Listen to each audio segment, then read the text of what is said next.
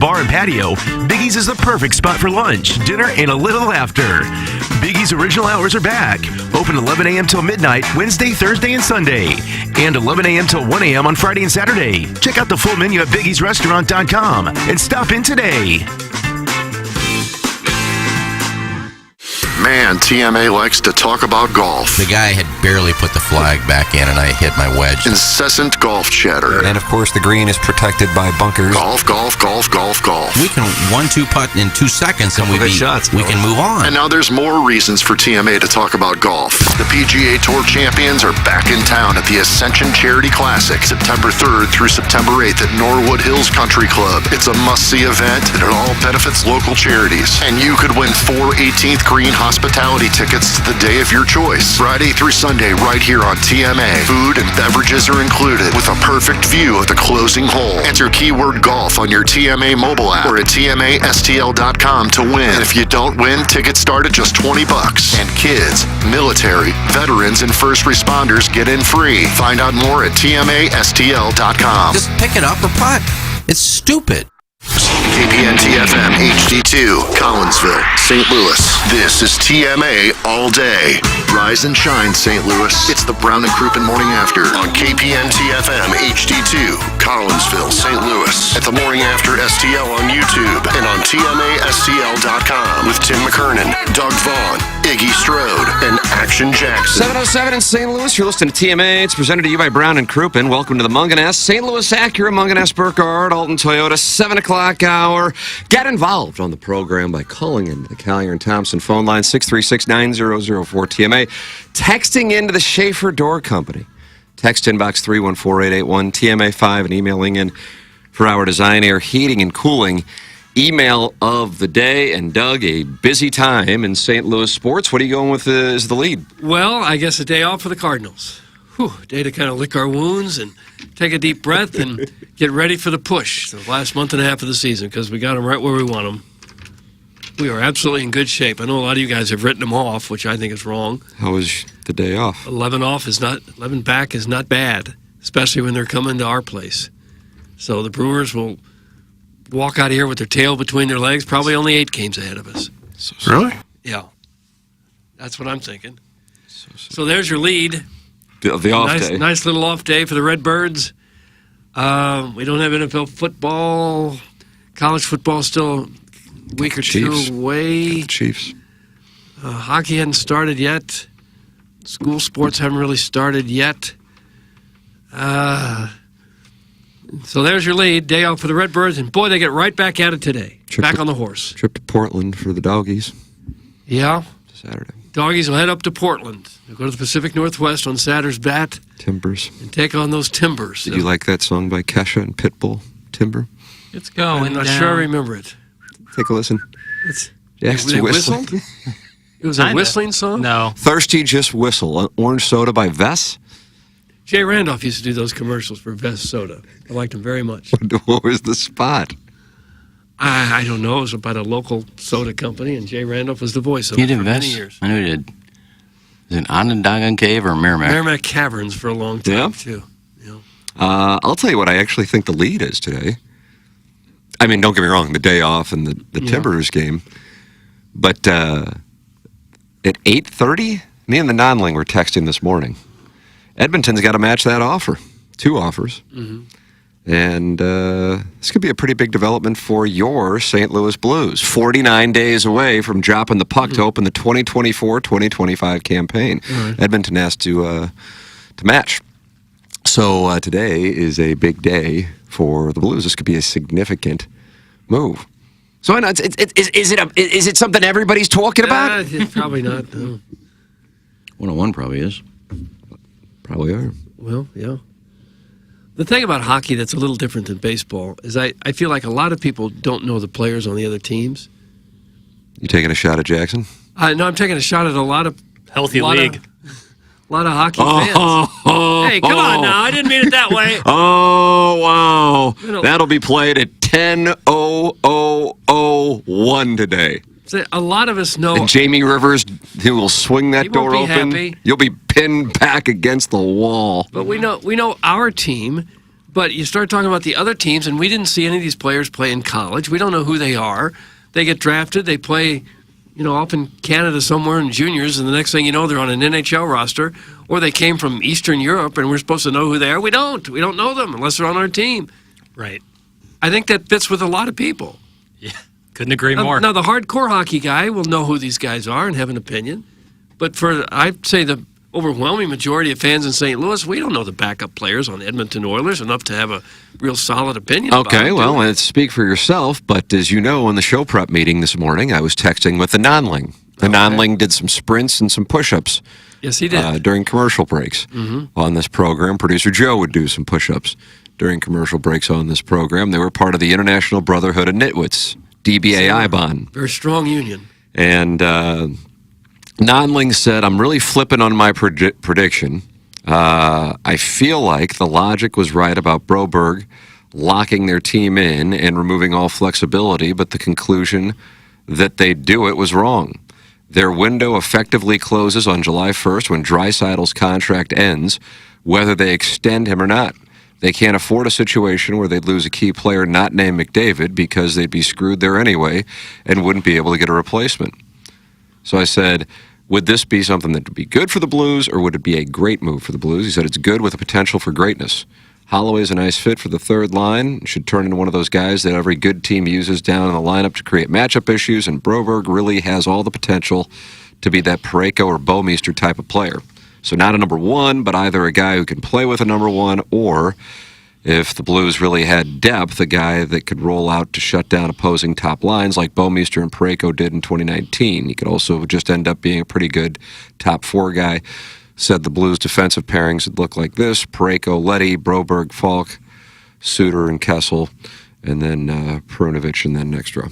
So, Doug, there you go. So to try to compare and contrast for those who are familiar with, say, the Stanley Cup winning Blues, but might not be familiar with Holloway or Broberg and why this would be a significant development for the Blues, and also how they went about doing it. And I think that's the thing that frustrates fans about the Cardinals, being passive. Armstrong observes the pinch that Edmonton's in with the cap. They know they're trying to maximize the window they have with two premier offensive players, and then he goes in, and then he goes in with no Vaseline. Ice Cube 1991, was that on death certificate? I don't know. I think it was death certificate. So I'll check on that. My nurse is out today. To Doug's point, though, no, nothing against the non-link because he does follow hockey. The non-link's going to take forever. No, but my point is that does he really follow the AHL and Edmonton's pick from 5 years ago to give that kind of information, or does he look it up like everybody else?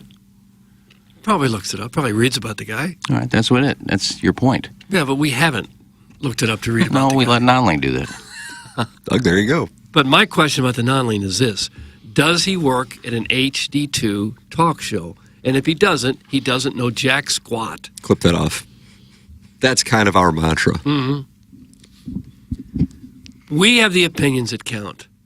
We don't want to hear from some layman. If we were that interested, we'd look it up ourselves. When the guy gets here, we'll take a look at him, we'll size him up immediately, and have very strong opinions about whether he should stay or get his ass out of town. Now, if it was the old days, we'd probably have the Edmonton beat writer on. Yeah. The playoffs started today. The Blues would play the Blackhawks, who knocked them out in the first round last season. There's your schedule update. Is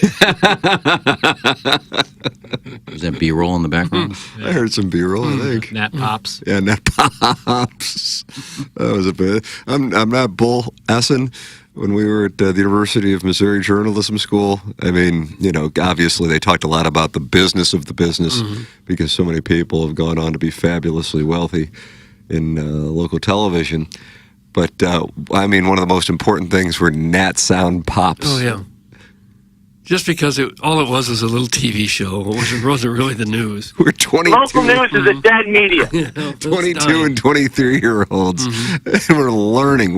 We're paying whatever the hell it was at that time to learn something that beyond that little room in Columbia, Missouri, had no viable marketability that could turn into actual monetization for anyone. No. But we're going to sit there and pay thousands of dollars a year to learn about a Nat Sound pop that would then become irrelevant once we enter the real world. What the F were we doing with ourselves? Very few people can be on local news. Right. Someone on the street corner could have told you, hey, use the Nat Sound pop.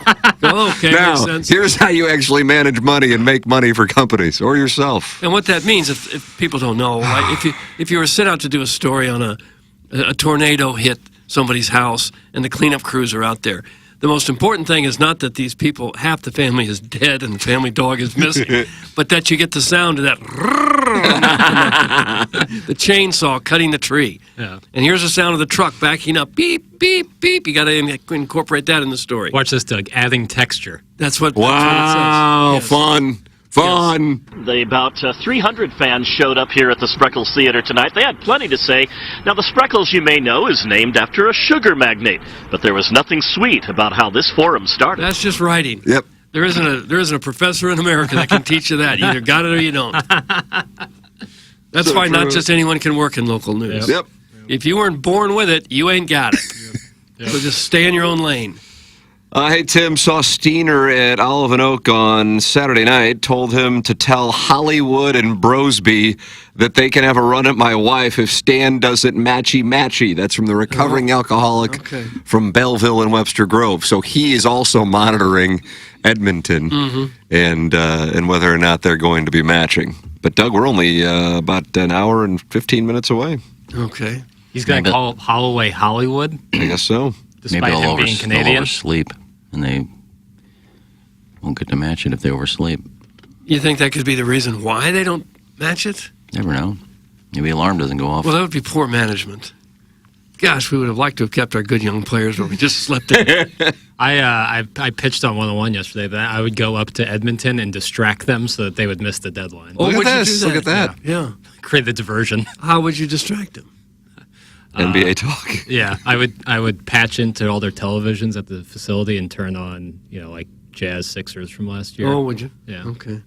Jackson, you missed out on being on the north side yesterday. I assume you weren't there. Do you know what was going on the north side yesterday?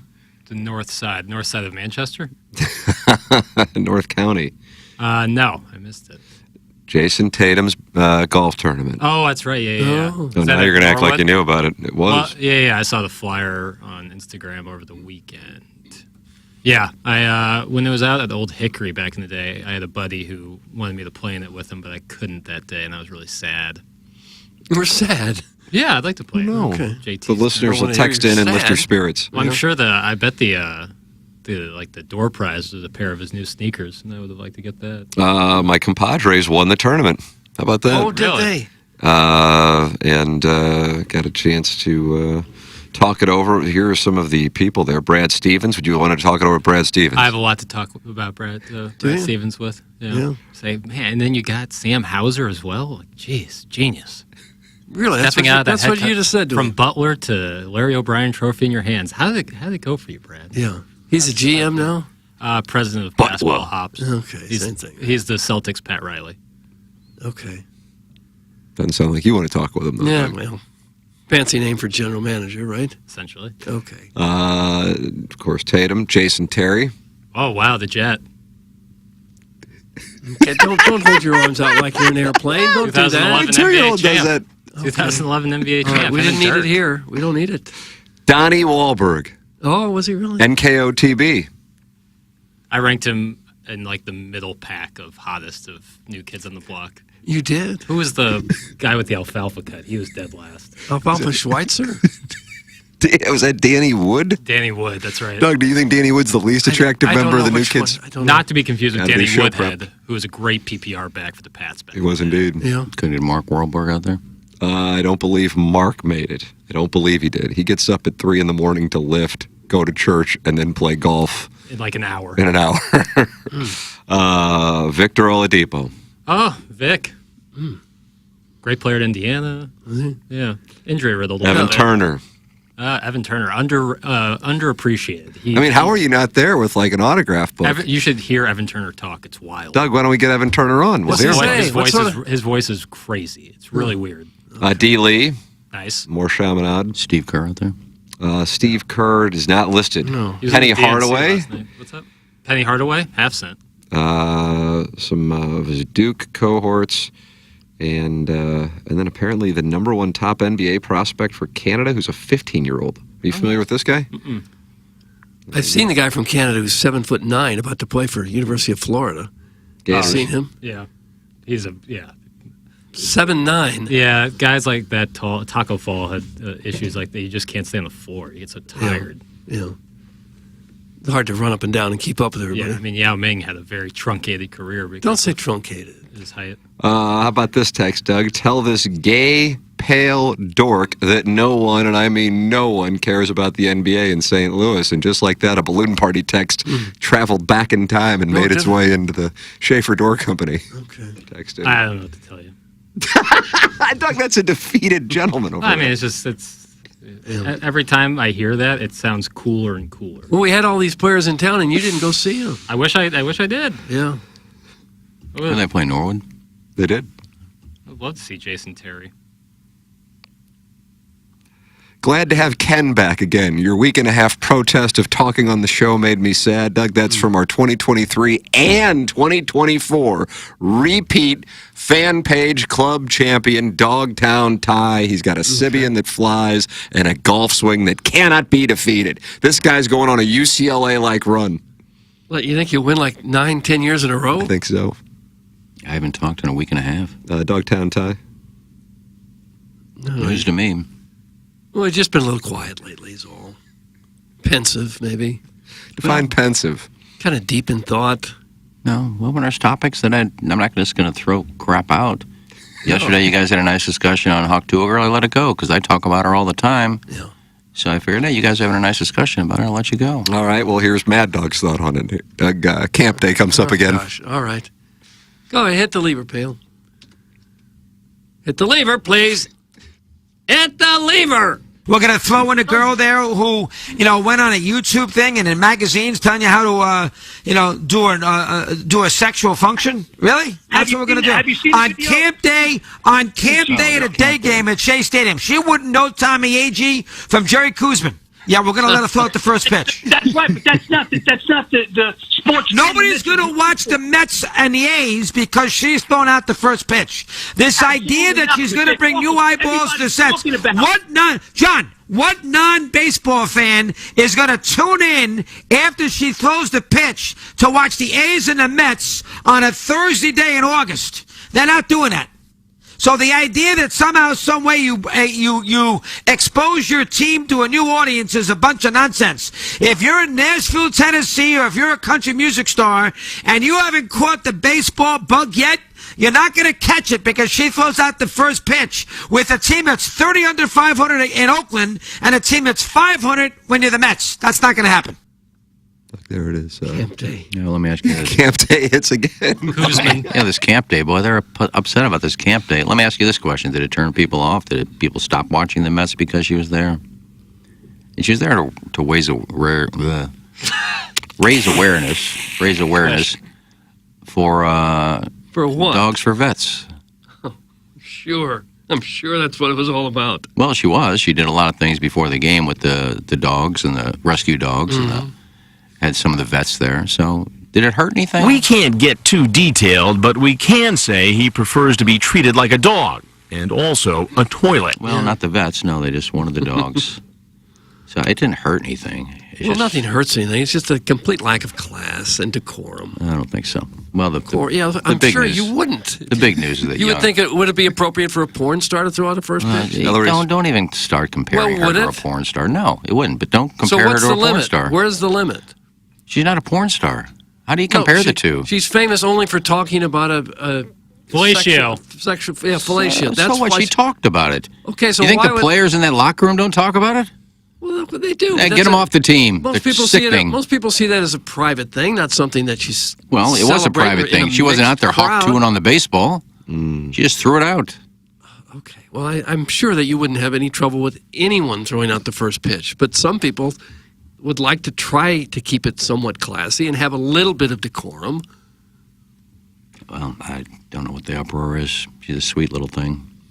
A lot of perverts in here. The big news is that she turned down Young Gravy. Young Gravy reached into her DMs and asked her out, and she said no. Oh, Doug, there is the big news. You wanted to lead with the Holloway Broberg development, but Young Gravy, who was Lisa Ann's boyfriend. Yeah, I thought was so. that right? No. Yeah. Yes.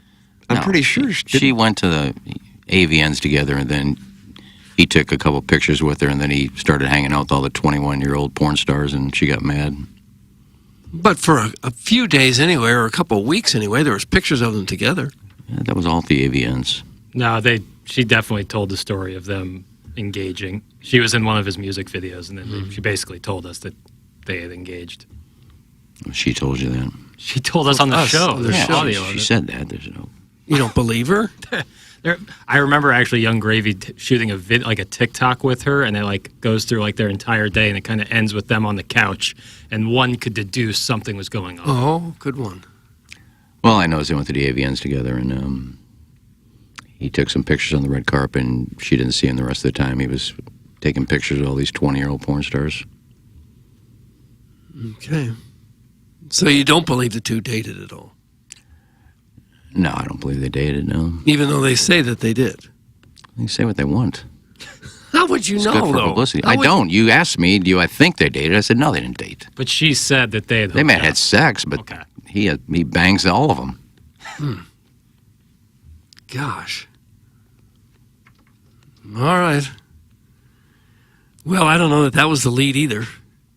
Chase this dough and get money. What are we chasing? Dough. What is that? That's a Young Gravy lyric. Oh, yeah. I don't like playing myself in my own drops. Okay. Breaking the matrix. Okay, so he's still cranking out the hits? Not for me personally. Okay. It's not my cup of tea, but if people like him, God bless. Yeah, whatever you like. It's not that hard to get famous anymore, is it? Well, he's made legitimate music for a long time. Not good music. That's subjective. It's not hard if you come up with something unique that just catches the public's fancy. Yeah, he kind of came up as a funnier MC, but he's had a couple good songs. To me, I mean, again, music is super subjective. Hawk Tuah may have become more famous for doing less than anyone I can think of. Has anyone ever done less and become more famous than that? What about the Where's the Beef gal? Nice. 1980, Doug, 82? At least she was chosen as an actress on a major commercial campaign. I mean, it wasn't totally by accident. Probably the Cash Me Outside girl. Yeah, she'd be up there. Although she did at least a full episode on Dr. Phil. Well, I think that's where she became famous. It is, yeah. But at least it was a half-hour show. It wasn't a 4-second soundbite. Well, she went on there because she didn't like her mom or something like that. Right, I understand. I'm just saying, Hawk Tuah gave, a 4 or 5 second soundbite, and that was nationally famous? And you know what? Did you say the hoes are laughing? Yep. Yeah. So the audience are a bunch of hoes? Yeah. Yeah.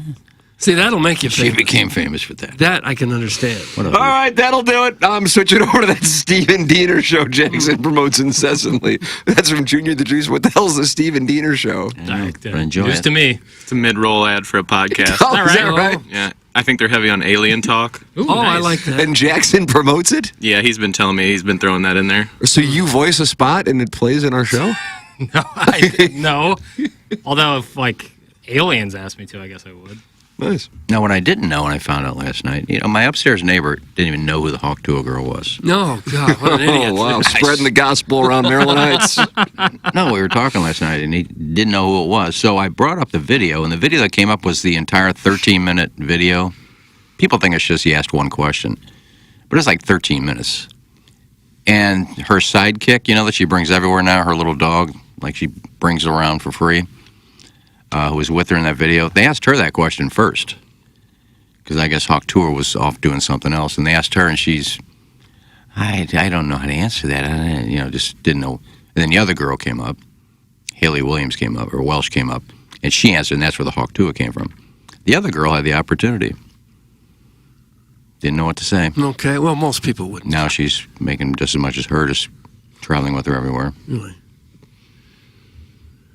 Can't say enough great things about Wes Sutter. That's Wes Sutter with 2 T's. Doug, that's from Harbor Day, and he won the Milagro Tequila. Okay. What's Wes done now? Is he the insurance guy? He's a mortgage guy, isn't he? I'm not sure. But what's he done now? He says he can't say enough good things about him. Harbor Day, call in Collier and Thompson phone line 636-900-4TMA. Is Daddy Padre banned or not? Because he's active in the YouTube Oh, chat. let him in. He's only banned from calling. Let him call. That's the official ruling? Mm-hmm. Is that Hubbard Corporate that issued that? Piddles Corporate. Piddles Corporate. Oh, let him call. Says Iggy was bored by the Blues' 2 restricted free agent offer sheets. You know, it's only happened a handful of times in 20-something years. That's from Daddy Padre. He's in the YouTube chat, along with 189 other Patriots, Doug. No, good. Yeah, why don't you spit your hockey knowledge in there? Hey, everybody. I flew on a plane. We talk hockey. Anybody want to know? Non-Ling knows nothing. I know everything. You forgot the ooh at the end. Yeah, just go ahead and become popular again on YouTube. Sup, Wes, Sauter Appraisal, 1T. That's from Chairman Steve in Wildwood. Oh. Looks like they're going to do business, you know, appraisers and mortgage guys. That's a good, I guess. good pairing. Yeah, they could get together and do something. Yeah. I guess the mortgage guy calls the appraisal. Looks like we got a deal here. We need you to appraise the house. That's right. That's right. Yeah. That's right. It's good to see business. We see economy Yeah. taking place in the Schaefer Door Company. Text inbox. And Steve simply looks at a couple of comps in the neighborhood. Oh, no. Spits it back out and makes tens of thousands of dollars out of the way. Oh, boy. You had a new deck? Oh, boy. Yes, I did. Okay, we'll give you another $8,000 on the value of your home. Oh, boy. All right, let's break for lunch. That's it? They're heading to lunch now? Yep. Just like that? Every time you make a deal.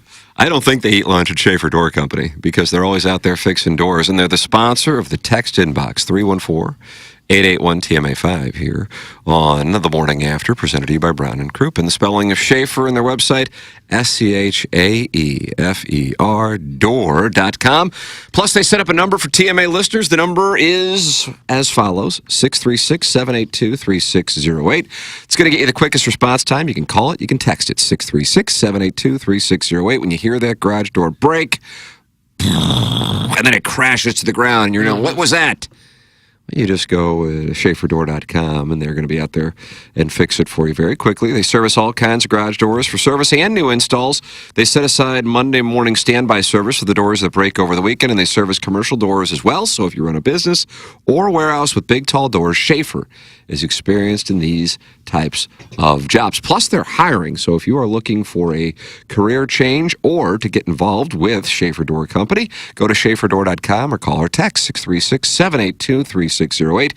Schaefer Door is a Clopay Master Authorized Dealer. That is Schaefer Door. Jackson, what if I want to wager on the over for Kentucky's wins? You do that at Circa Sports 10. You just fire up that app. If you're living in St. Louis, Missouri, you make the short drive across the river to Illinois, download the app, and the next thing you know, you got the world's largest sports book right in the palm of your hand. You can bet on the Kentucky over or the under all day long. They got futures. Take a look at some of their futures. Compare it against other Illinois sports books. I'm pretty confident you're going to like the lines over at Circa a good amount better. You know, when you talk about NFL futures, NCAA futures, we talked about the Tigers win total for the year, 9.5. You can get that there. You can also get them to win the SEC at plus 2,000, to make the CFP at plus 200. Fight Tiger. And to win the national title at plus 6,000 if you like Mahomes to win the MVP. Competition, other Illinois sports books have about plus 475. Not on Circa, Doug. On Circa, he's plus 600. So if you're going to make an NFL futures bet, why would you not want to make more money? The idea is to make as much money as possible on your bet. I would recommend checking out Circa for just that. Available right now in Illinois. So you have to go over to Illinois, sign up. If you already live in Illinois, download the app and start wagering like a pro. If you or someone you know may have a problem with gambling, call 1-800-GAMBLER or text ILGAMB to 833-234. Munganess is the sponsor of our 7 o'clock hour here on TMA and the official automotive provider of the Tim McKernan Show podcast. New sode yesterday, Doug, called Nesting Bodies. Nesting Body. What was that about? Oh, my. Jackson, I have been looking forward to your explanation of the title of yesterday's QFTA. I was just going to I had a nice little email that was sent in at 10:43 during Balloon Party. We went in to do the podcast at 11:15 because you had sound stories in this studio, so we weren't on YouTube yesterday. And it was nice about becoming a parent. I'm like, I'm going to land the plane in 40 minutes. And Jackson goes, what about another one? And somehow Jackson brought up nesting bodies. What does that mean? So, and I didn't know about this. This is in regard to the TMA fan page and people trying to get in. And Jackson says they used nesting bodies. What does that mean? So do you remember the Hoosier Trojan horse phenomenon? I thought they were the same thing, but alas, they're not. Doug, it's time for you to understand. I don't know that I remember that. So to understand the nesting bodies, you have to Well, understand. explain the Hoosier Trojan horse. Right, exactly. So the Hoosier Trojan horse is you sign up to get on the fan page with a normal profile, probably family and kids. You answer all the questions correctly, and then you get let in, and then from there you change your profile, usually to some goofy name, or even like a name to still kind of hide it, but then you put like a Calvin Hobbes profile picture or something goofy or cartoon. People do that with our email here. Right, and then you start. That's when you start really disturbing some S. But then there's another phenomenon, and this is much more rare, but it's called... Doug, the nesting bodies is what Jackson calls it, and I knew nothing about it until yesterday at noon. So when you totally hit a wall and you just can't get into the fan page, you find either a family member or a close friend who has no idea about TMA, and you ask them to join the fan page so that you can use their account for peering and disturbing, and that is the nesting body for which you are now a member of the fan page. What's nesting have to do with that? Well, it's like a parasite that lays eggs in someone. Like, it's just using it like a host. It's so grotesque. So you're like a tapeworm of some sort? More or less. And so you're using that person, like I said, likely a family member, as the nesting body. Why couldn't that person get in on their own? Are they already banned? Blocked, or they just can't get into the fan page for whatever reason. And it really pissed me off. It's kind of a cesspool. I'm going to give you people some advice. Don't go through all the trouble. Oh, man. Unless that's why it's so bad, because these people are getting in and they just cause trouble. Like 7,000 members, don't we? And like I said, this is like super rare. Like super rare. Like this is not something that I've seen a lot, but I have seen it before. He did not want to identify the nesting bodies. Oh. But I said, do you have examples? And he said, I will tell you the tales of the nesting bodies post-podcast. No.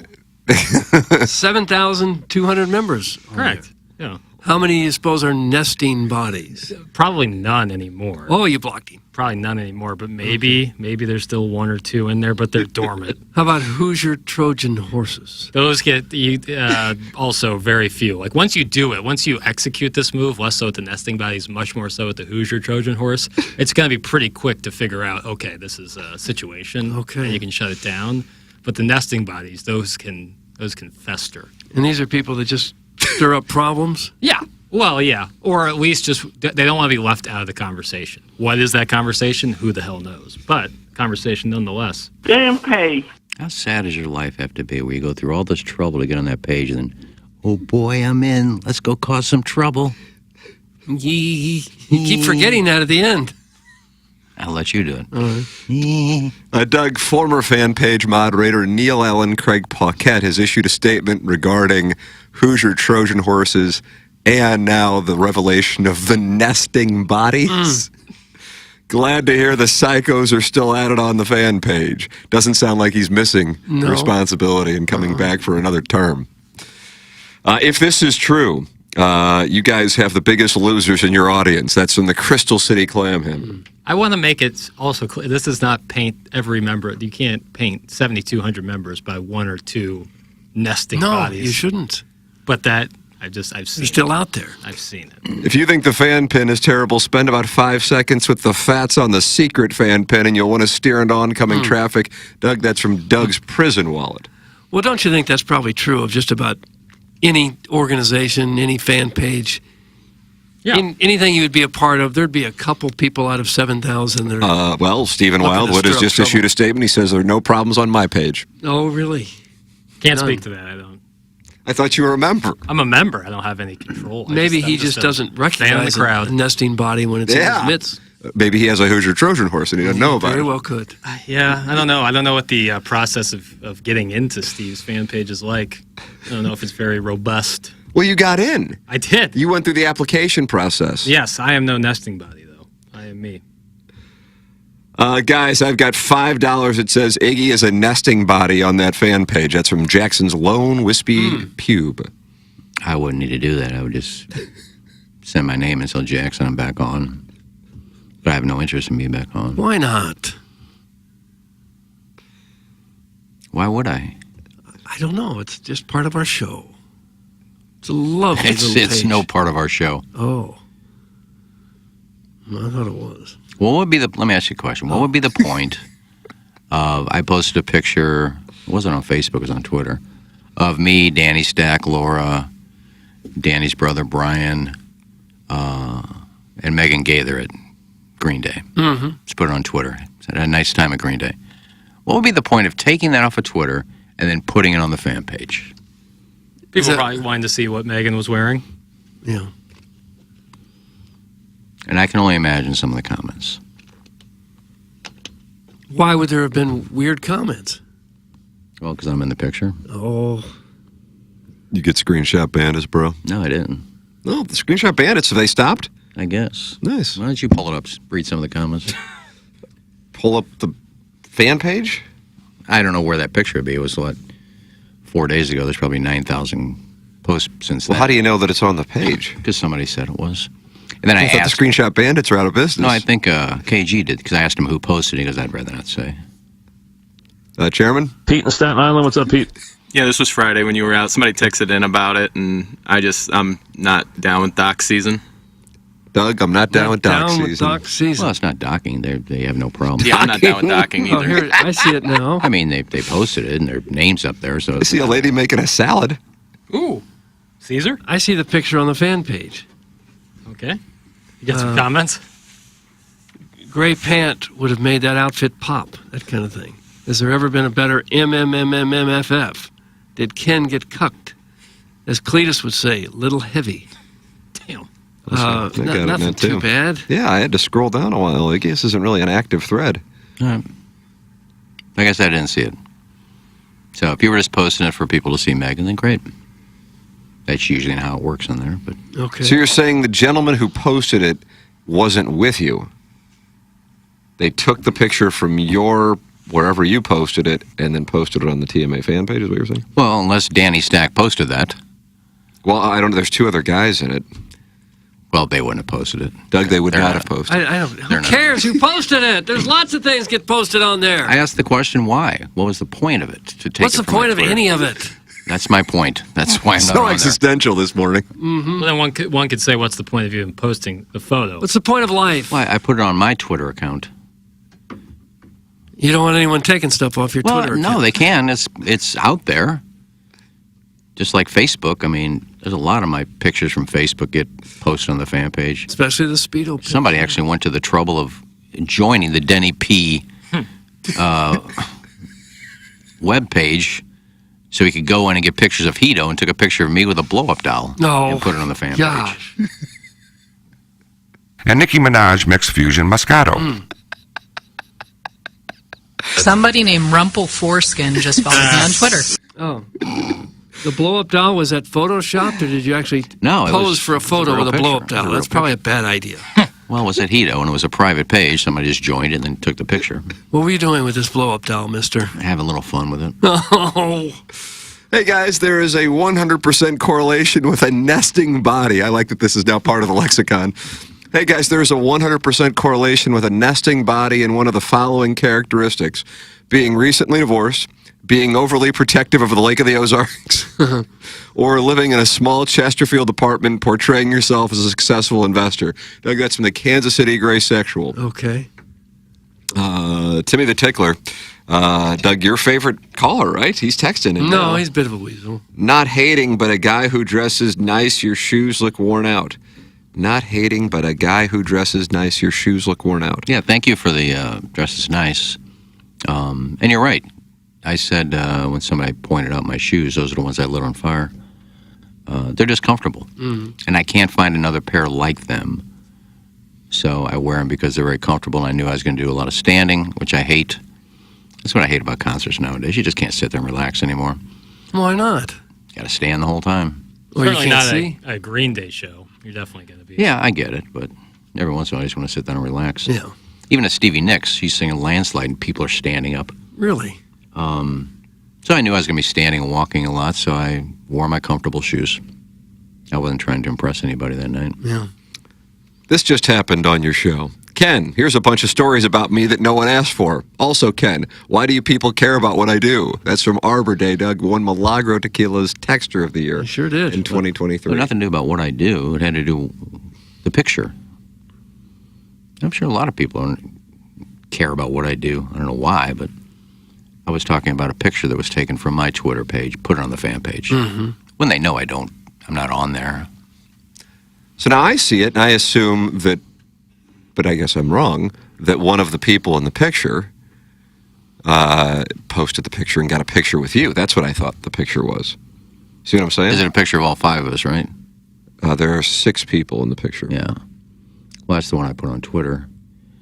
But I don't believe any of the other 2 guys, unless the guy's name is Brian. Doug, is this guy's name Brian? I don't know. The poster's not in the picture. Got it. There you go. Well, he called you a legend in the post. Yeah. He said legend. That's what it says. I didn't see the post. Well, yeah, because you're not on the But then fan how did page. you know about it? KG said it on Friday that somebody put the picture on the fan Okay, page. apologize. And I asked who it was, and he wouldn't tell me. Well, once you put a picture up. Was this on the air, or was this off On the air. I only asked because did Danny Stack post it, because he's in the picture, and I think he's the only one in that picture. Well, I think Laura's on the fan page, too. There's nothing wrong about the picture. Why would you be upset if someone posted I it? didn't know what the comments would be. You can't control Look that. at this loser. Thinks he's going to get the OnlyFans girl. I didn't know it was. That's usually what happens. Oh. So maybe I jumped to conclusions. Well, once you post a picture on social media anywhere, it's pretty much fair game for all social media at I that said point. that. I said there's nothing I can do. No. Are you Phil Elfrink? Was he in the picture? I basically just posted it for Megan. You did it for her. Well, I tagged her and she retweeted it. So it was a charitable gesture as much as anything. Pretty much, yeah. The fan pinners graduated summa cum laude compared to the depressants on the subreddit. I went to war for my boy Jack over there. Those blobs need fresh air, Doug. That's Shrimply Pibbles. Appreciate you. Blobs need fresh air. I don't look at it, so you don't have to worry. Well, those people aren't even on the fan page. They hate the show so much they're not even on the fan page. I don't think. Doug, are those people on the fan page? Chairman Kurt, what was that? Did you make a noise? Yeah, that's an incorrect statement. Oh, wow. Because if you really hated So the are show, they nesting bodies? There might be some overlap in the Venn diagram. Nesting bodies. So they're Doug, we using- have nesting bodies, Hoosier and Trojan horses. Right. There's a Reddit page. There's a fan page. What else do we just have? regular listeners, I guess. They're using their fan page names on Reddit? Oh, hell no. How do you know they're from the fan page? I mean, Do they post like screenshots of the fan page? I don't know that I've seen screenshots, but there's commenters that make comments about happenings on the fan page, so I know there's some people double dipping. So the Reddit page is about the fan page? No, I would say those Doug, are do you two ever read- warring factions. No, I don't care about this. Can you imagine hating a radio show and day after day going on Reddit to discuss it? It's like WCW NWO. Ooh, I was a big New World Order guy. New. Yeah, I can thank you. only imagine how bad that is because we're going to do this thing when we decided not to. Wait, yeah. What? Doug, there's just so much obscure. Well, I only saw 2 of them that KG sent me to read for like mean tweet thing we're going to do. And God, these things were vile.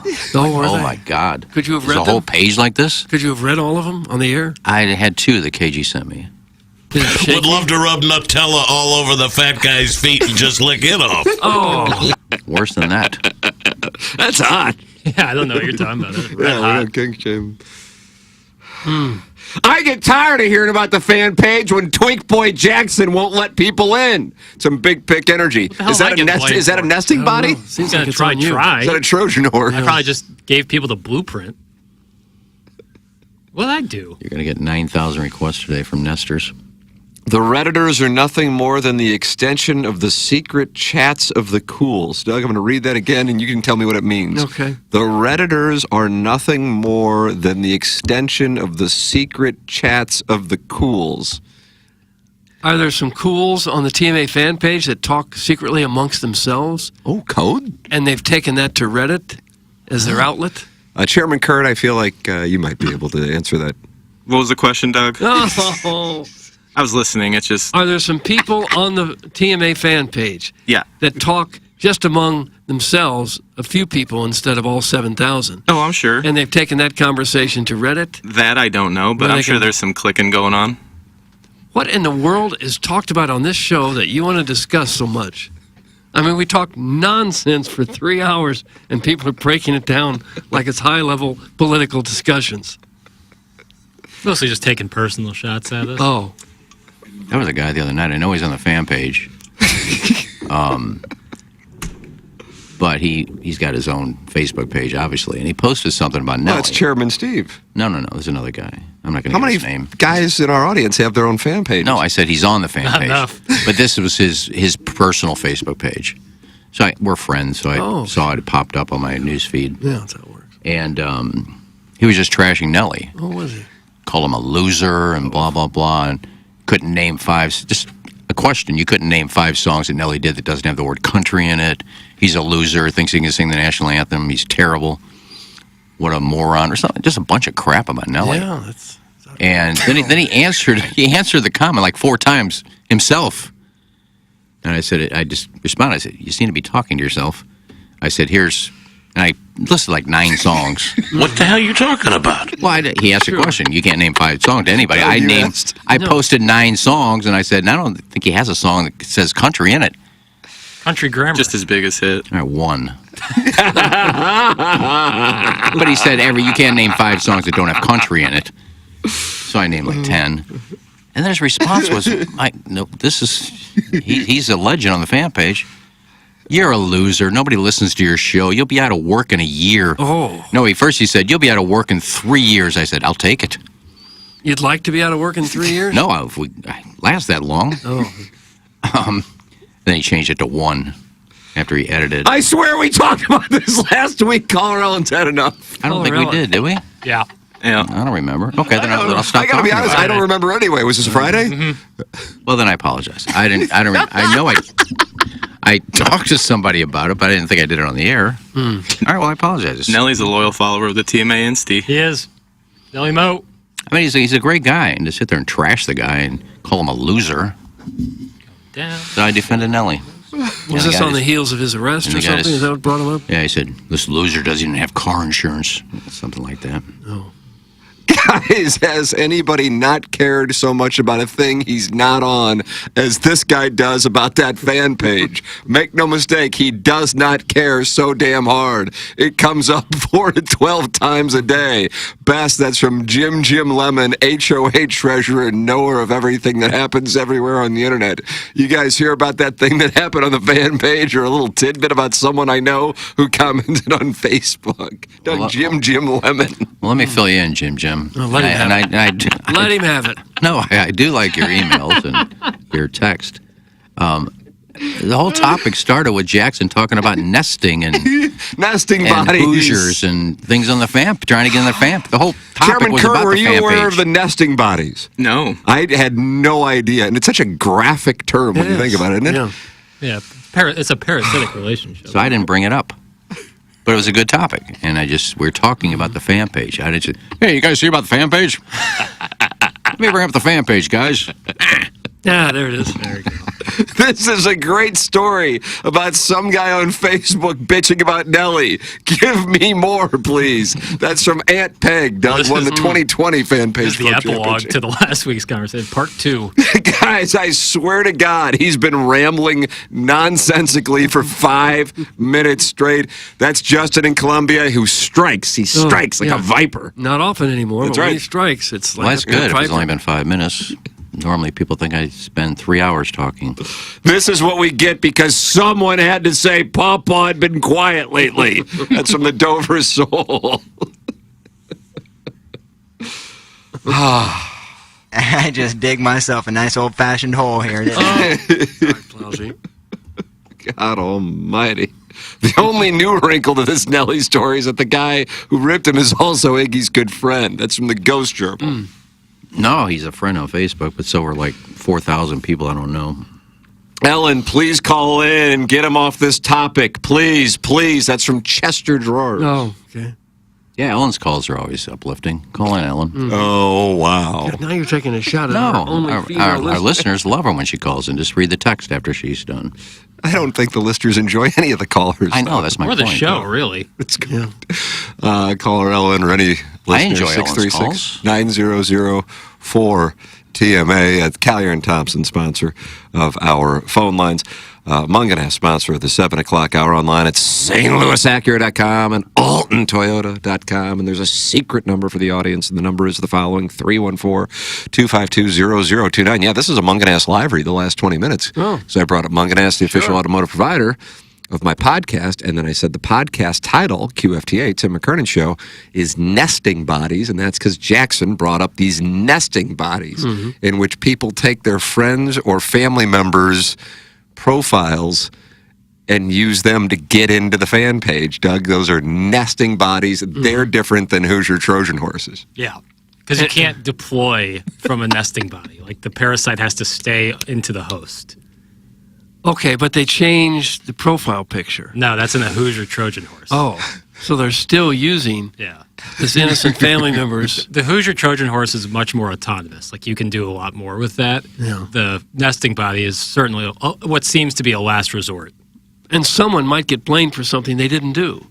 The nesting body did it. Yeah, the host. Did you make up that name, or is that a real name somewhere?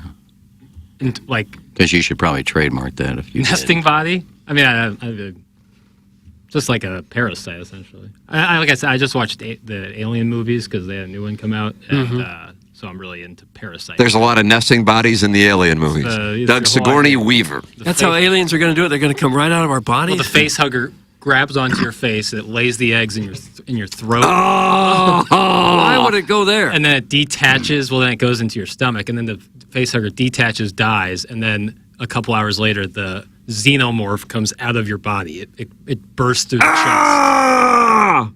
Oh, so the host dies. The human being dies. Oh, yeah. This is a spoiler alert, by the way. Yes. Okay. Yes. Yep. All right. Yeah, that's how the xenomorphs are formed. What kind of twisted mind would have thought that up? The great Ridley Scott. Gladiator 2, coming later this year. Hi, Paul Mescal. Woof, woof. You having your own little show right now? Well, it's like when you did the ranking the hockey guys when there was feet being played with them. Oh, that's right. Yeah, that was a wonderful FFF. And it was on YouTube. I'm telling you, it somehow got taken down. Really? Yeah, that Is it was like a when one-shot? Caden Cross was in studio and Paralegal came in, and they just had their own Sapphic FFF. Oh. Yeah, I think the Nonling shot that too, and now he's monitoring the situation in Edmonton for us a decade later. Sure is. Keep an eye on those minor leaguers. Jamie Burkhardt of Munganess St. Louis Acura and Munganess Burkhardt Alton Toyota just texted me to say, wow, that means Kenny helped with the live read then. So yeah, it was a 20-minute live read. Right. For Munganess St. Louis Acura and Munganess Burkhardt Alton Toyota. That's exactly right. Nice going, Ken. Thank you. Viva la Strode. No, I'll help anytime I can. I love my Corolla hatchback. Yeah. Here you go. I love the Highlander they got me driving. Whip, whip. Absolutely love Whip, that car. Whip, whip, whip, whip, whip. Send your emails in on nesting bodies. Sure. The morning after at InsideSTL.com. JV golf coach leading Buck Swope by 2. Fupa Doncic by 2 as well. And then there's Jim Lemon. And you feel like even though, here we are on August 20th, there's enough time for Jim Lemon to surge. The morning after at InsideSTL.com. Design Air Heating and Cooling online at designairservice.com. My wife said to me last night, it's going to get down to 59 degrees tonight. I saw that. What in the world? It's only 62 now. Is that right? I had the heat on in my car this morning. Oh. Design Air Heating and Cooling online at designairservice.com. Now, you look at the weekend, and back to August temperatures we go. But right now, Doug, it is time to go out there with some shaft lean. Let's compress the golf ball and just fire piss rockets at pins. Oh. Just firing piss rockets I at see pins. the low for Thursday is 54 degrees. What are we doing here? What's going on here? Yeah, but then Friday is 90. Bill. The high, Hello, Friday's 56. Well, you're inside most of that time. Like a nesting egg. I don't consider it to be a nesting body when I go home. You're like nesting inside your home. Well, that is my nest, I guess. The morning after at InsideSTL.com. Design Air, official HVAC provider of TMA and the Tim McKernan Show podcast. Seth Goldcamp, a wonderful gentleman. Whom Doug, Iggy, and I have been working with him for a number of years. DesignAirService.com is where you can go to work with Design Air Heating and Cooling. James Carlton is my insurance agent. He's online at carltoninsurance.net. I speak about these people when I know them firsthand and can tell you how wonderful of a job they do. You make the switch to James Carlton. They do all the paperwork for you. He's 378 five-star reviews on Google when you type in James Carlton State Farm Insurance Agency, and that is all raving about the customer service that James and his team provide. Did your insurance go up over the last year? There's a good answer. The answer to that is yes. But here's the thing. There's an even better chance that James and his team can find a way to save you money. So why not call 314-961-4800 and allow them to have the opportunity to save you money? You got nothing to lose. It's James Carlton, Carlton State Farm Insurance Agency, online at carltoninsurance.net. If your insurance costs a leg and an arm, call James Carlton State Farm. I hear tell that Ed Herman is in the building, Doug. Oh, great. Brown and Crouppen. Chairman, if you want to bring Ed in. Sure, and Brody. And Brody is in, Doug, so they will Wonderful. join us now. Tuesdays with the Hermans. That's correct. It's always That's fun what it is. time. He's so far up Ridley Scott's ass that he literally just credited the Alien franchise idea to him. That's from Mr. Licks. Really? He's not happy with Jackson. They wouldn't have made a giving second one credit without him. They for- wouldn't have done anything without him. Ed, Brody, good morning. Hello, guys. Jackson's talking about nesting bodies. Good morning. Oh my, what's a nesting body? Jackson, you want to let Ed explain it Brody- again? So we have this fan page on Facebook. I'm sure you're aware, and sometimes people get either blocked from it or banned from it, what have you, or they, Facebook most of the time will kick you out if you do something nefarious. Oh God. And so in a last-ditch effort to still remain in the conversation, they will use either a friend or family member who knows nothing of the program and use them as a Facebook profile to get into the fan page and kind of post and see vicariously through them, hence being a nesting body, like a host. They are the parasite. That's it. They're a parasite. Right. They're an infiltrator. Right. And so And they're also kind of genius, kind of sick little. geniuses. You're pro nesting bodies? Well, I don't know what they've said. It depends what they're saying. I mean, if they have an important voice, it's being silenced. But it sounds like their voice is one that we'd like to silence. And then Jackson also has made the observation that there's something called the Hoosier Trojan horse, Ed. Yeah, Oh God. And very what- similar, but this is more just for causing trouble. You would join the fan page as a normal profile, probably a picture of your family. Everything looks like every other member of the fan page. But then once you're allowed in, you go to your Facebook settings and change everything and become a real troublemaker. Now because we don't know who you are anymore. I used to think that there were just 24 hours in a day, but I'm thinking there's a lot of people out there that have been giving a lot more time than that. Right. It's very odd, isn't it? That you spend so much time. I can't even imagine having that kind of spare time that would allow me to. That's my plan for the day. Like somebody says, somebody says, "What are you going to do today?" Well, I'm going to take half of my day and create a fake this and do this so that I can cause hijinks amongst, just a bunch of people hanging out doing nothing, listening to a radio show. Yeah, I mean, just doing nothing, man. Yeah, nothing. It's odd. You don't have haters at the Brown and Crouppen website, do you? No. At our website, no, we just have good, solid people. The salt of the earth, Right. We don't go for the hijinks. No, they come. They have very serious matters. I do find that if we put out something that's sort of light and entertaining, then the feedback and the engagement is always sort of light and fun and appreciative. Doug, isn't this program light and entertaining? Yeah, It is, and we only get positive things when we post stuff from here. But when we post stuff that gets more serious, I think the response gets more serious, and people start. Then they at least they believe they have an opinion worth sharing. And whether it is worth sharing or not, that's for, I guess, the other readers to decide. I say not, but that's me. I get to have a vote.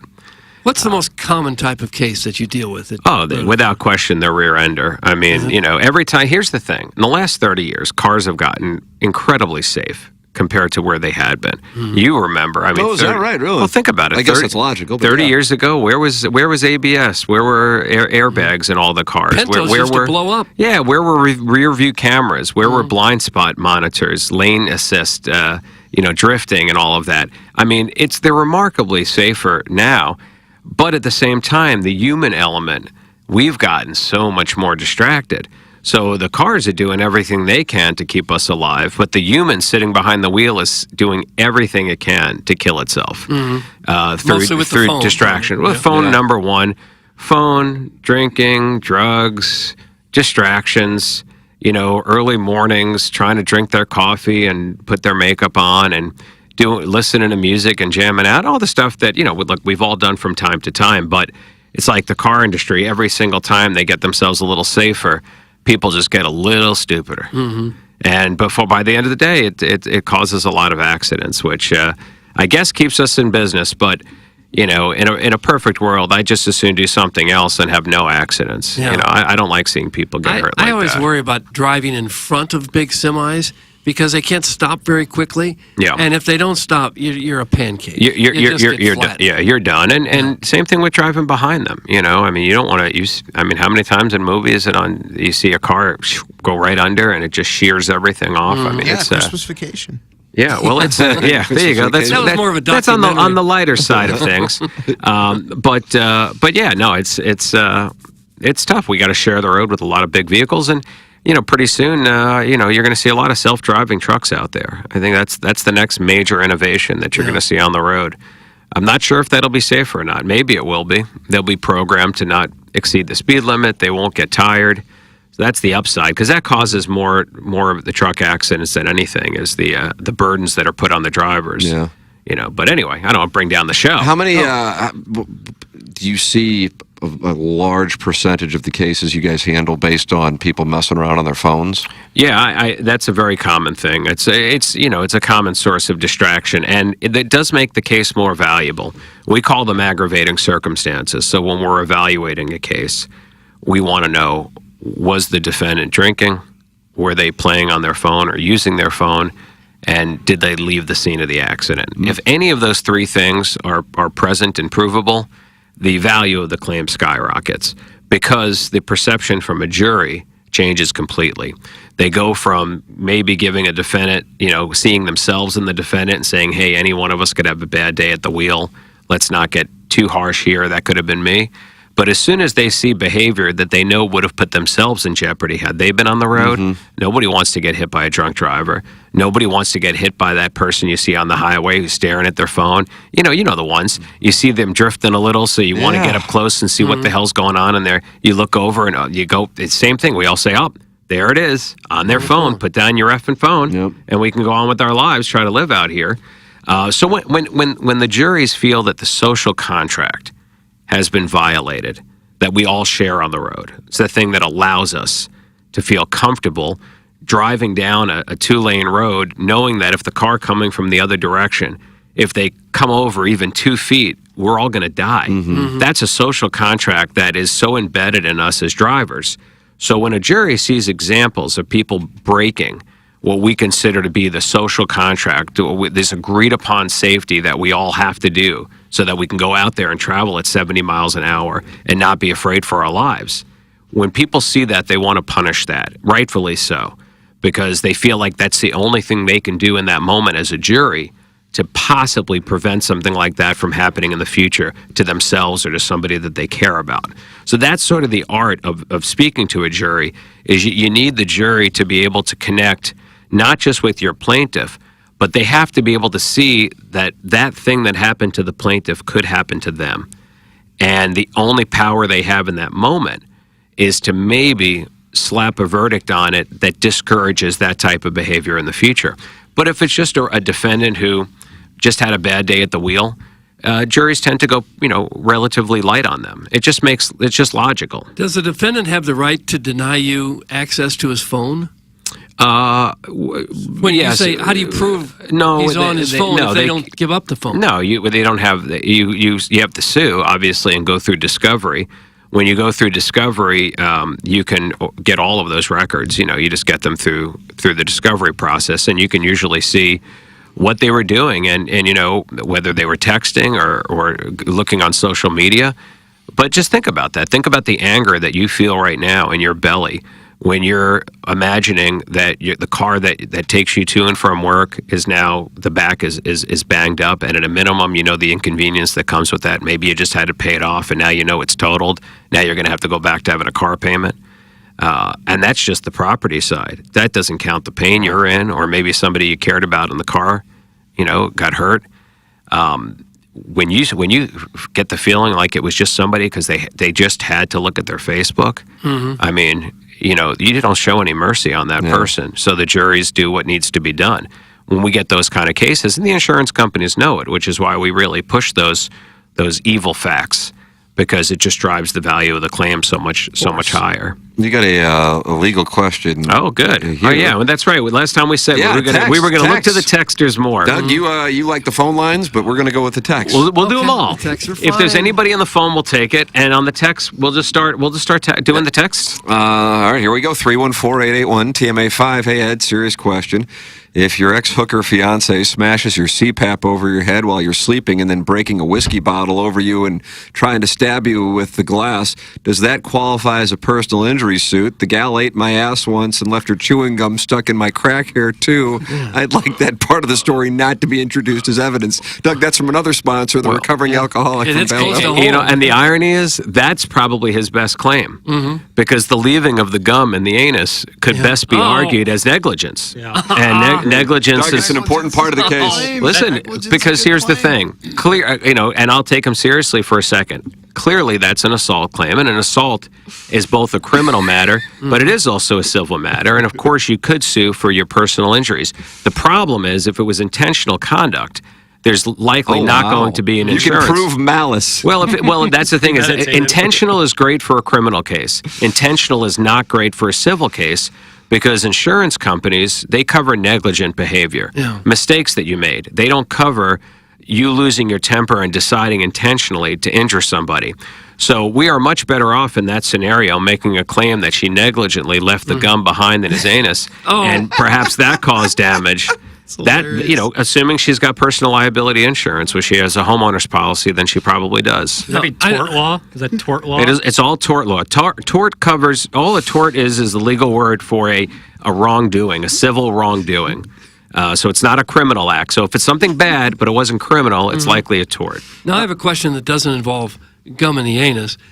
But finally. If you can prove that a person was on his phone when he caused a wreck, lots of people drive with their phone giving them directions all the time, like they're on Google Maps or whatever. Yeah. So couldn't you prove almost anybody was on their phone? No, but being on their phone alone is not enough. I mean, if they're able to see what they were doing, and if it was simply Google Maps giving them navigation, that's not going to hurt them. Again, remember, we're talking about a reasonable person standard. If a jury looks at your behavior and deems that it was reasonable, then it doesn't hurt you. Then it's allowable. Just like the use of a firearm when it comes to self-defense. If it was reasonable under those circumstances, if a person reasonably feared for their life or the life of a third party, that's considered a justifiable use. Google Maps in a car reading you the navigation is fine. Now, you want to, if we're able to show through eyewitness testimony that, they were using Google Maps, but they were holding the phone in their left hand and holding the wheel with their right hand, which I've seen a lot of the younger drivers doing that. Ask yourself, do you feel the anger in your belly? That's the key. If you feel that little bit of anger in your belly, I'm going to make them pay for that. Anger in the belly is more important than gum in the anus. Yes. Think about that. If you have to compare the two. Basically how the law works. Yeah. If I'm going to trial, I want exactly. I want the jury to feel. I want them to feel anger at the belly. I want them to have a small desire to penalize the wrongdoer. And if I can do that, then that claim's going to be far more substantial. Let's see. Hey, Ed, who is liable if you're driving on 270 and may or may not have a tire blowout on your 1991 Buick LeAshtray disintegrating and you're left holding the steering wheel on the road? Thanks. That's from Big Tough. Doug, that happened to Iggy. That happened to Iggy, unfortunately. Well, again, tires blow out, so it could be that it's nobody's fault because things happen. On the other hand, sometimes things are not properly maintained. And if it could be shown that... If you could be shown, look, you're driving an old piece of crap car, I get it. Listen, I just bought a beat-up pickup for fun over the weekend. You got to make sure it's up to snuff. If the tires were the kind that were not street safe, and that's why it blew out, then any damage caused by that blowout is arguably going to be on. You could be liable on this. Yeah, because it's negligent maintenance. You think that warranty still lasts from 91? No, not the original warranty, but I'm going to take a stab that those were not the original tires. And I don't know what package you got. You know how when you buy a car, they offer you a million different warranties, and you're trained to turn them all down. The only one that I ever say is worth a darn is the tire package. And it may just be because I'm constantly blowing out tires. So for me, it's a bargain. You know what? I bought a used car that was about 5 years old. I paid $3,000 for an extended warranty.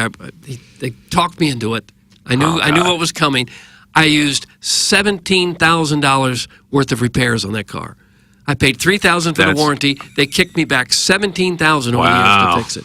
Good for you. They didn't know who they had on their hands. Yeah. They had Mr. I Hear a Rattle in this thing. I wonder what I would have done if I hadn't bought the warranty. I'd have been screwed. Yeah. You would have been screwed. Finally, they reached the limit. They said, that's it. That's all we can. Well, $17,000 is the limit for the warranty. I'm sure it's like anything else. In certain situations, it probably pays for itself many times over. But that's the whole point of insurance, right? Is for most of us, we never collect on it. We just keep paying. Yeah. But we do it collectively because if one of us goes down, like you and your lemon vehicle over there, the rest of us can help you out. Clearly, this was not a Munganess vehicle. Oh, no. Let's make that perfectly clear. Well, it wasn't. Because, that's important. What else we got on there? Is anybody awake today? Let's see what we got. Let's say a guy named Doug accidentally left his Kirkwood High School ring inside my buttocks in 1987. Come on. Would the possession is 9/10 of the law apply? Doug, great question. Would the possession is 9/10 of the law apply? Yeah, it would, but I definitely think that this falls into the other 10%. Because did the ring have your name on it, Doug? I didn't have a Kirkwood High ring. Why not? I couldn't afford it. Okay. Kidding me? Jostens. A ring? That would have been a luxury. Can I tell you, it's not too late. You can go on their website right now and get yourself a ring. You have to retro it back to the year that you... if I was still living in high school, I guess. That you did that. Yeah. What do you make of that? Listen, I don't judge anybody. For some people, that's their happiest memories. Yeah, and we don't kink shame. That's been something that Doug's been passionate about. I had a great time in high school. Loved my time at Kirkwood High. Is that where you went? Yeah. Pioneer Proud. Wow, how do you like that? Yep, Pioneer Proud. Yep, Pioneer Proud. What else we got? Anything going on? Did Ed watch Presumed Innocent with that cute little Jake Gyllenhaal? Jake Gyllenhaal. No, I didn't watch it yet. I've heard great things, and my question is this: without giving away any plot points, my question is: did it track the same as the book and the movie with Harrison Ford? Because the only reason I was hesitating to watch it was I felt like I know the whole story. I know how it ends. I know who did it. I've seen the movie. I've read the book. I've met Scott Turow. I pissed him off. Oh, did you? I pissed off Scott Turow. How? Scott Turow wrote Presumed Innocent, and he also wrote a book called 1L, which is about his first year of law school. And he came to my law school to read and speak. And I asked what I thought was an innocent question, and I just said, is there any rivalry, friendly rivalry between you and John Grisham? Because Grisham was writing legal thrillers also and was having tremendous success. They were making movies out of every one of his books. And Turow, I guess he's been asked the question probably a million times, and he just was like, snap. And he was like, I'd like Grisham's book sales, but I'm pretty confident he'd like my reviews. And I was like, dude, game on, whatever. Whoa. Somebody touched a nerve over there with this gentleman. I have not seen or read the book, so I can't speak to the. Somebody said it does not track completely. They changed the ending. Colorado and said that. Oh, they changed the ending. Yeah. All right. Beats me. Doug, did you ever see the Harrison Ford Presumed Innocent? Jackson owns a website called goodorbad.com. You guys have not seen Harrison Ford's Presumed Innocent? Doug, we need to see that. Are you kidding me? No. Oh my God! Well, don't yell at us. Well, I mean, I'm very disappointed. Oh, it came out in 1990. It was a really good movie. Harrison Ford kind of playing against type because he had just done Last Crusade the year before. So he's this big swashbuckling action hero, and now he's this lawyer who's found himself in a very, very tricky situation. But the performance in that movie that's worth watching is his lawyer Raul Julia, the late great Raul Julia, who died so young. He has a scene in there where he cross-examines the coroner, or the medical examiner. That's just one of the great legal scenes. If you want a great legal scene, if you like movies about lawyers and you want to see somebody, it's the best cross-examination that you're pretty much ever going to watch in a best in a film with the lawyers, from a lawyer. My Cousin Vinny. There it is, Doug. Joe Pesci. My Cousin Vinny is, first of all, it's hysterically funny. It's also incredibly accurate for civil procedure. And it was written by somebody who was a lawyer. Jonathan Lynn had gone to law school and really took some pride in having it be accurate. That's a great one. I like The Verdict with Paul Newman just because I'm a big Paul Newman fan. I think he's great in that. There's so many good ones. Civil Action with John Travolta is a great one. Aaron Brockovich, a very good legal movie. Runaway Jury. Well, that one I love. I don't know that I would call it yeah, I guess it is kind of a legal movie. It's from that's another Grisham book. If anyone's not seen Runaway Jury, I do think that's the best adaptation of any Grisham book into a movie. Gene Hackman's phenomenal in that. So he's in a lot of those Grisham JFK movies. with Kevin Costner delivering his long closing argument. Yeah. Look, I loved the movie when it came out, and I've revisited it a few times over the years. It's a really good movie. From a legal standpoint, that's an awfully long closing argument. And I'm not saying that it wouldn't be in real life, but it was like 45 minutes in the movie. It's like an insane amount of time there. I'm a huge Kevin Costner fan, and I think I've mentioned on the show, I met him one time. We were doing Great Day St. Louis together on the same day when I used to be on that show. It's the only time I've ever been like truly what they would call starstruck. I didn't expect it. I thought I would be just as natural and as calm meeting him as anybody else that I've met. But I realized that his movies from 1987 to 1992, where he was at his peak and everything he was doing was just gold. Those were like my prime going to the movie years. I was 16 years old in 1987. So you're talking about me from 16 to 21. That's every weekend at the movies. And when I went up to talk to him, I just didn't know what to say. I didn't know what to lead with. Do you reference a movie? Do you pick an obscure movie so that he knows you're a real fan? Like all these little things you go through your head. And the only thing I could think to ask him about was the vest that he was wearing. And I said, that's really interesting vest. What's that made out of? And he's like, I think it's snake, buddy. And he tapped me on the shoulder and went on his business. Oh, no. That was it. I'm like, oh, Lord. It was just crazy. It was a snake vest? It was made of snake. So he said it was made of snake. I've got it on video. Somebody taped it. It's the shortest, most awkward encounter. Go on, what can you do? Hey, breaking news, Doug. It is now official that the Edmonton Oilers will not be matching the offers. Jeremy Rutherford tweeting Doug Armstrong's proactive move with the offer sheets has paid off. Broberg and Holloway will be members of the St. Louis Blues. Jeremy Rutherford will join us on Balloon Party at 10:05. So there it is. Wow. High-level stuff from the Blues general manager. So that news just breaking seconds ago. Yeah. Wow. I've never been in here during breaking news. How about that? Yeah. Breaking hockey news in August. It doesn't happen often. That we got it. more dramatic than this. That was very exciting. But that's what happens when the Cardinals are 11 games out and we don't have an NFL team. Yeah, well, you got that right. Yeah. Hey, you know what? At least we have the Kansas City Royals on the other side of the state. Oh, Doug, now we're taking the Royals on as well as the Chiefs. Hey, listen, and sometimes you got to have Missouri pride.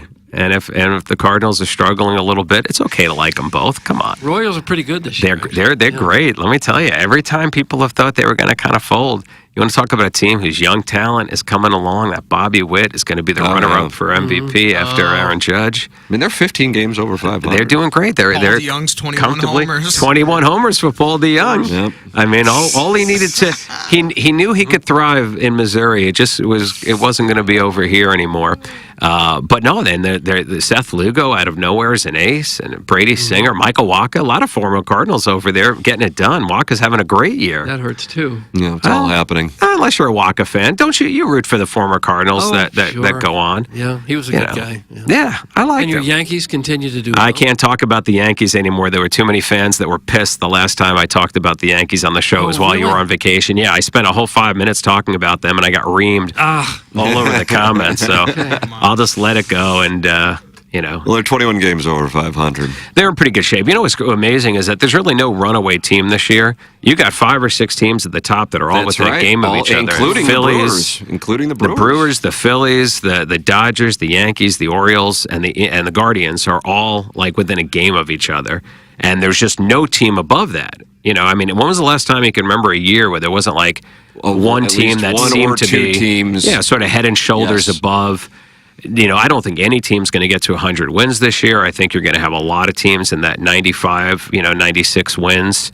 It's going to be very competitive. It is wide open. If you told me pick the winner of the World Series right now, there's 7 or 8 teams that I would say are an even par. Now, if you're Bill DeWitt Jr., what do you do with the Cardinals when the season's over and you finish 10 or 11 out? I think he should take a little vacation and take a little break, step away from it for a little bit, and then just keep building. I mean, they do have some pieces. They've had some exciting things happen this year. I think Burleson had a breakthrough year this year, and Wynn had a good year. I don't think they should be embarrassed over the season they had. I don't think people predicted much better than this, and I think they can point to the moves they made in the offseason, and they all worked out reasonably well. This team, I mean, at no point did anybody in any area ever predict this as a championship team, certainly. Maybe a borderline wild card team.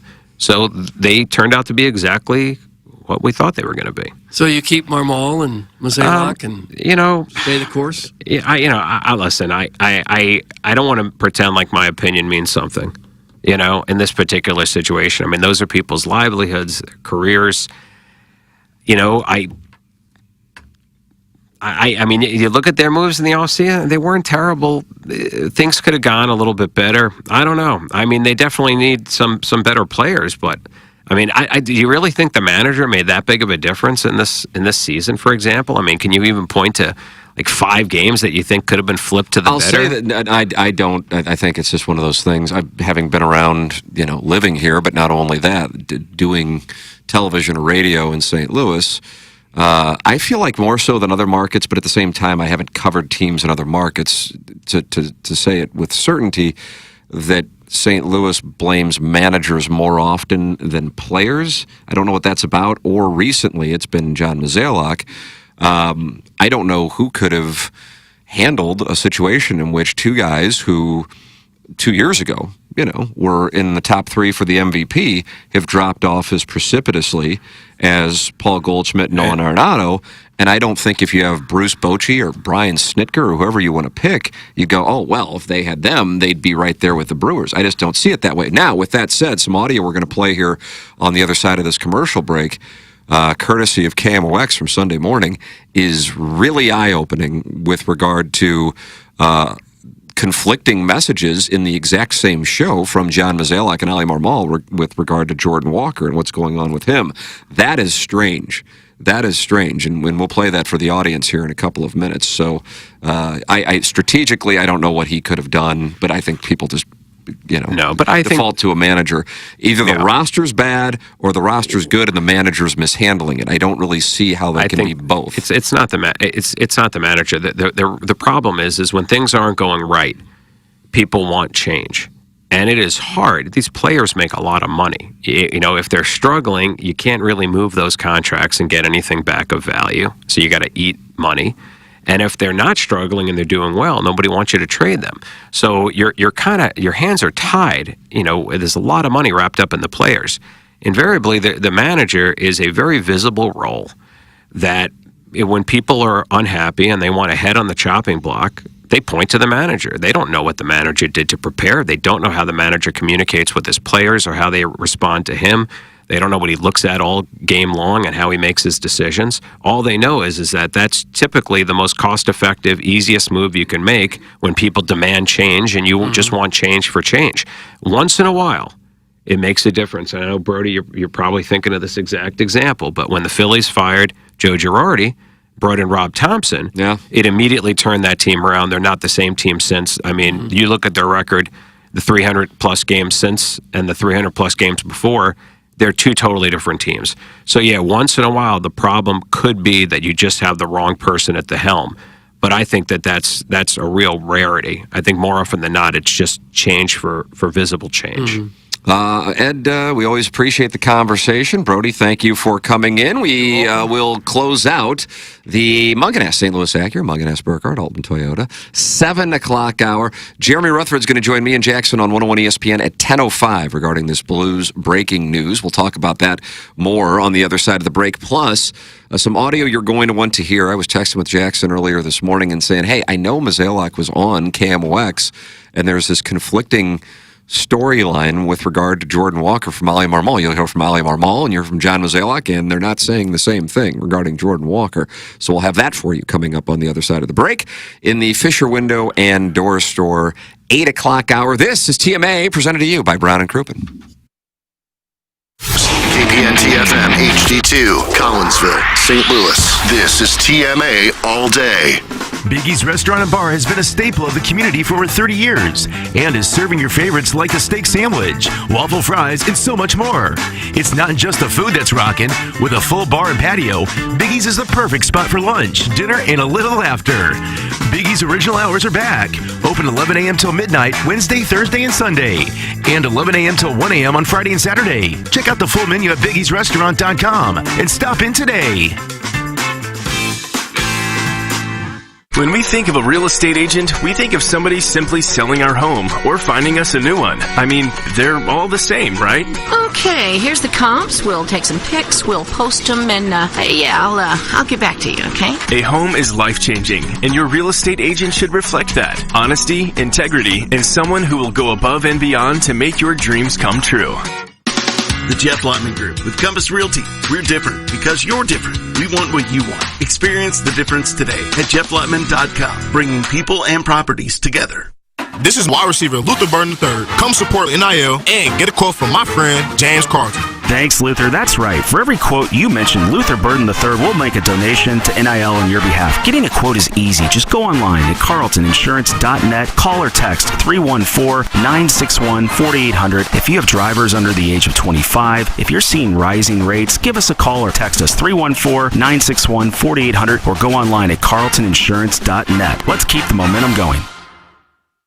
John, it's time. For what? The kitchen. It was fine when we moved in, but that was when we were poor. Now it's falling apart. Poor? Just because I didn't support your Zen Garden idea doesn't mean we're poor. These quick fixes the previous owners did just to sell this place is not cutting it anymore. Okay, let's go. Where? To Callier and Thompson. If we're going to do it, it should be done the right way. And honestly, they've got everything we'll need, and I don't want to go to 6 or 7 different stores. What do you say? Babe? John, they close at 5. You're wasting daylight. This couple knows what they're doing. Collier & Thompson is first class, top-of-the-line products with high-quality work. If something goes wrong, my guy Matthew will go back and help out. Collier & Thompson remodels kitchens, bathrooms, man caves, office space, bars, wine rooms, even fireplace walls. Their 10,000-square-foot showroom with more than 20 kitchen displays is on Manchester Road in Baldwin, right next to Uncle Bill's Pancake House. Let Collier & Thompson bring your dream remodel to reality online at collierandthompson.com. Elevate your performance. Pure Performance is your one-stop shop for all aftermarket modifications, known for their top quality work and outstanding customer service. It's officially Jeep and Bronco season. Pure Performance carries any accessory for your vehicle, old models to brand new. From sunshades, soft tops, trail doors to off-road gear like bumpers and light bars, Pure Performance has you covered. Stop by the Pure Performance showroom at 3725 Harry S. Truman Boulevard in St. Charles or visit pureperformance.com. That's PURperformance.com. Hey, this is Tim McKernan. I regret not managing my finances better in my 20s and my 30s, and now I see how crucial it is for achieving major life goals. Mark Hanna with Evergreen Wealth Strategies helps everyday people every day with their finances, discussing cash flow, liquidity, investments, insurance, and tax-efficient strategies. No matter your financial planning stage, Mark will boost your confidence and keep you on track. Learn more at evergreenstl.com. Equitable Advisors, LLC, member FINRA, a broker-dealer and a SEC registered investment advisor. Equitable Financial Advisors and MI. Evergreen Wealth Strategies is not a registered investment advisor and does not provide tax advice. The biggest pro football contests in Vegas are back. Circa Survivor and Circa Million are now up to a record $16 million in guaranteed prizes. 2 ways to win and no rake. Circus Survivor contestants select one team each week with no point spread. Last the longest to win it all with $10 million guaranteed. In Circa Million, make 5 picks against the spread each week for your share of $6 million guaranteed through quarterly and full season payouts. Enter in Nevada. Play from anywhere. Visit circusports.com for details. The choice of a lawyer is important and shouldn't be based on an ad. If you're seriously hurt in an accident, you'll want all the money you deserve. That's called justice. But there wouldn't be lawyers if justice was easy. No, justice is not easy. It's fought for and it's won. At Brown & Crouppen, we fight for justice every day. If you want some, call 222-2222. Because at Brown & Crouppen, justice is our business. Stupiracy, the podcast where stupidity meets history and conspiracy. I'm really confused. What are we doing? With hosts Scott Rizzuto and Tim McKernan. It's time to learn the truth. Check out the latest episode, available now. As Riz and Tim dive into the wild conspiracy theory about the British royal family. The claim that Queen Elizabeth II was a cannibal? I don't think I'm very hungry anymore. From bizarre stories about her private freezer to tales of corpse medicine. It's actually terrible medicine. Discover the strange rumors that have swirled around the late Queen on the latest Stupiracy. What is wrong with you? Presented by Evergreen Wealth Strategies. Visit evergreenstl.com or call Mark at 314-889-0503. And by Brown & Crouppen, 222-2222 or getbc.com. Now, it's the Brown & Crouppen Morning After on KPNT HD2, Collinsville, St. Louis. Andrew Jackson. Was that a remix? Welcome back, TMA. Presented to you by Brown & Crouppen. Doug, it's the Fisher Window and Door Store, 8 o'clock hour. Starts at 8:36. What you going to do? What you going to do? Well, dream about getting new windows. No, Fisher Window and That's what I Door need to Store. Fisher Window and Door Store with Marvin from Fisher Window and Door Store, sponsor of the 8 o'clock hour here on TMA, providing you with quality American-made Marvin windows and doors. Visit their showroom in Brentwood or East Alton, Illinois, or online at fisherwindow.com, FISCHER. So breaking news this morning for Blues fans. The TMA audience buzzing about this development. Jeremy Rutherford tweeting that the Edmonton Oilers have not matched the offer. And so now, with Broberg and Holloway, the Blues have 12 players in the organization who are first-round picks and are 25 years old or younger. How about that? Well, that's what you want to be. It's a young man's game, Tim. Nice. It's a young man's game. Can't get old. So you're high on both these guys? Well, you know how closely I followed the careers of both of them. And both of them, the trajectory is pointed up. Because they will get up and down wings, and they will block biscuits, and they'll stay off their breezers. They're not... How different is this than baseball players that, you know, a lot of young players, when we talk about, they just can't... These players think they're going to be good, and they end up not being good. But it seems like in hockey, if you got, like, first-round picks that are 20, 21, everybody's excited about it, even though you've never seen them play. You know what I mean? Well, they're excited about first-round picks in baseball, too, usually. No, but then if they don't come up right away, well, these guys ever going to play? You know, they're going to trade them away. They're going to be good someplace else, and we keep them, and they suck.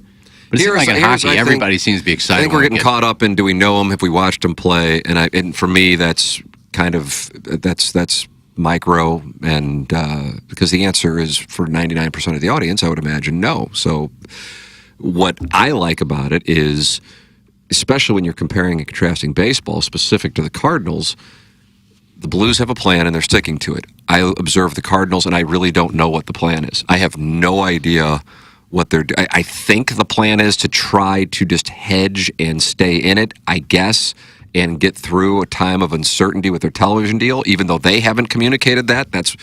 That's my read based on the contracts that they gave out this past offseason, 2 one-year deals and 1 3-year deal, that they are questioning their own financial status. And so, and I understand that. I don't fault them for that. If anything, it's smart business.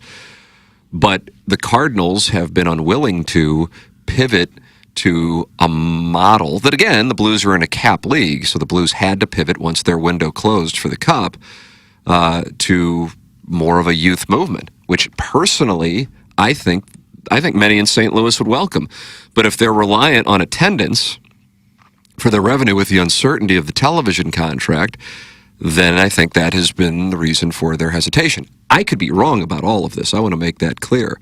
I like that when you hear from Jeremy Rutherford that, take your pick of whoever you would want to list here from these 12 guys who are now 25 or younger and former first-round picks, that the Blues are sticking to a plan. They got a mess of a situation with overpaying for defensemen. But even though you're not sitting there, and I can't imagine there are any Blues fans sitting there going, well, maybe this team can win the Cup or make a deep run this year. And, of course, anything can happen theoretically. You're going, okay, there's a plan, and I can follow that plan. With the Cardinals, you just go, I don't know. I guess Goldschmidt comes off the books. I don't know who's going to pitch next year. I guess you could maybe re-sign Lynn or Gibson. You got Gray. Got to pay Matz again. Got to pay Michaelis again. You have Tank Hence. You have Quinn Matthews.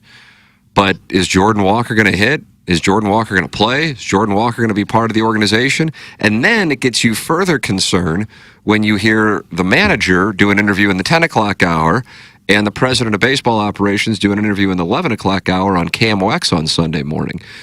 Chronologically, Ali Marmol was on first with Tom Ackerman on KMOX on Sunday morning.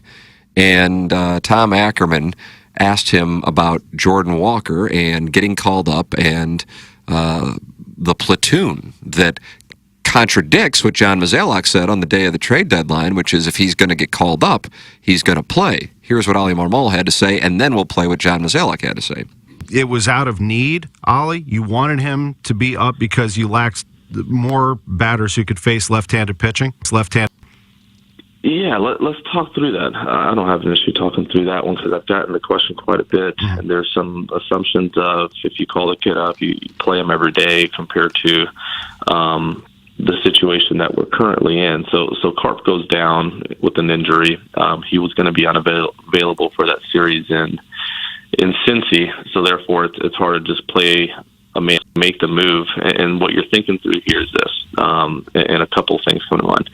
You need someone that could play the outfield if you're going to make that move, because our biggest issue has been production against left-handed pitching. So being able to pick a spot for either a Donovan, a Burleson, or a Newt to be on the bench and come off the bench and play somebody against a left-hander, it preferably be somebody that could kind of roam the outfield, because Pages is catching and Contreras is going to take the DH spot against left-handed pitching. So that eliminated at the time some of the other options. And when you look at Walker, one of the questions that was brought up is, all right, he's a reverse split guy. Well, one, it's not an extreme reverse split guy, but I understand the argument. The better question isn't that he hits right-handers better than he hits left-handers as much as does he hit left-handers better than our left-handers hit left-handers? And the answer to that is 100% yes.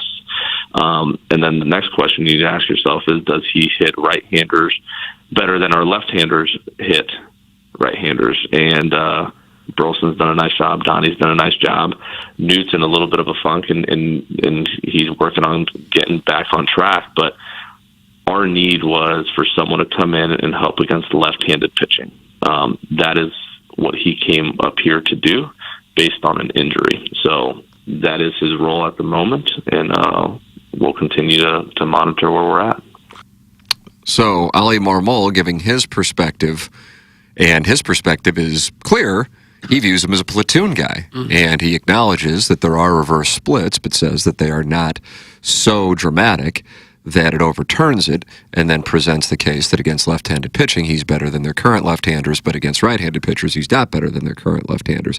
John Mozeliak joined Tom Ackerman on KMOX later on in the program, and Tom Ackerman asked him about the Jordan Walker playing time or lack thereof / platoon and Ali Marmol's comments. Jordan Walker move up was interesting. facing lefties was really the assignment there, wasn't it? That was what I understood, is that you wanted him to come up because you had a need there. I talked to Ollie about that actually last hour.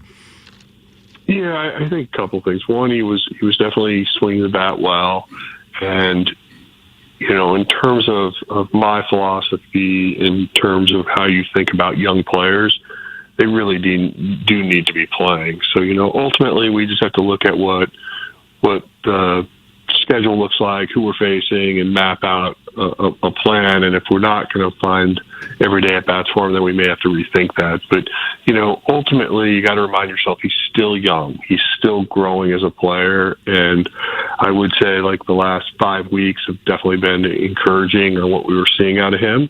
And, we have to remind ourselves and remain disciplined that we have to be patient there. So the last part was just kind of words. Replay from the beginning, and then I'll cut off where I want people to listen. Yeah, I think a couple things. One, he was definitely swinging the bat well, and in terms of my philosophy, in terms of how you think about young players, they really do need to be playing. So ultimately, we just have to look at what the schedule looks like, who we're facing, and map out a plan. And if we're not going to find everyday at-bats for him, then we may have to rethink that. But right there, it's totally different than what the manager said. Mm-hmm. And that's surprising. I was aware of this interview, but I had not heard the audio, so tip of the cap to Jackson for pulling it this morning. We were texting about it, and he went to the KMOX archives. That again was from KMOX and Tom Ackerman. Bernie Miklas wrote about the interview on Scoops with Danny Mac yesterday, and I was reading about that. And Bernie had the exact same observation I had when I heard it, going, they're saying two different things. One of the things you asked last week, Doug, was, does Mozeliak have input on who's in the lineup? And in a stunning discovery there, the answer is no. Didn't sound like it there. I mean, holy crap. Yeah. I mean, and furthermore, even though he's still delivering it in kind of his standard monotone style, what he's saying is if he's not going to play every day, we have to rethink that. He's got to play. That's what he said.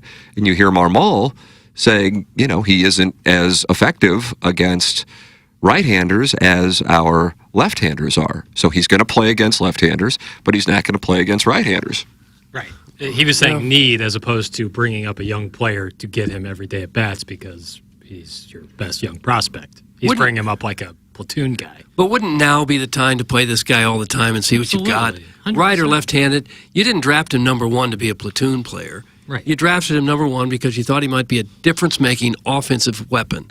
Yes. So he's going to face a lot of right-handed pitching if he's going to be an everyday player. Right. Your plan for him is to be your number 3 hitter for the next. So you're going to face both. So listen, I'm attaching pure theory, similar to my thing with the Cardinal television thing.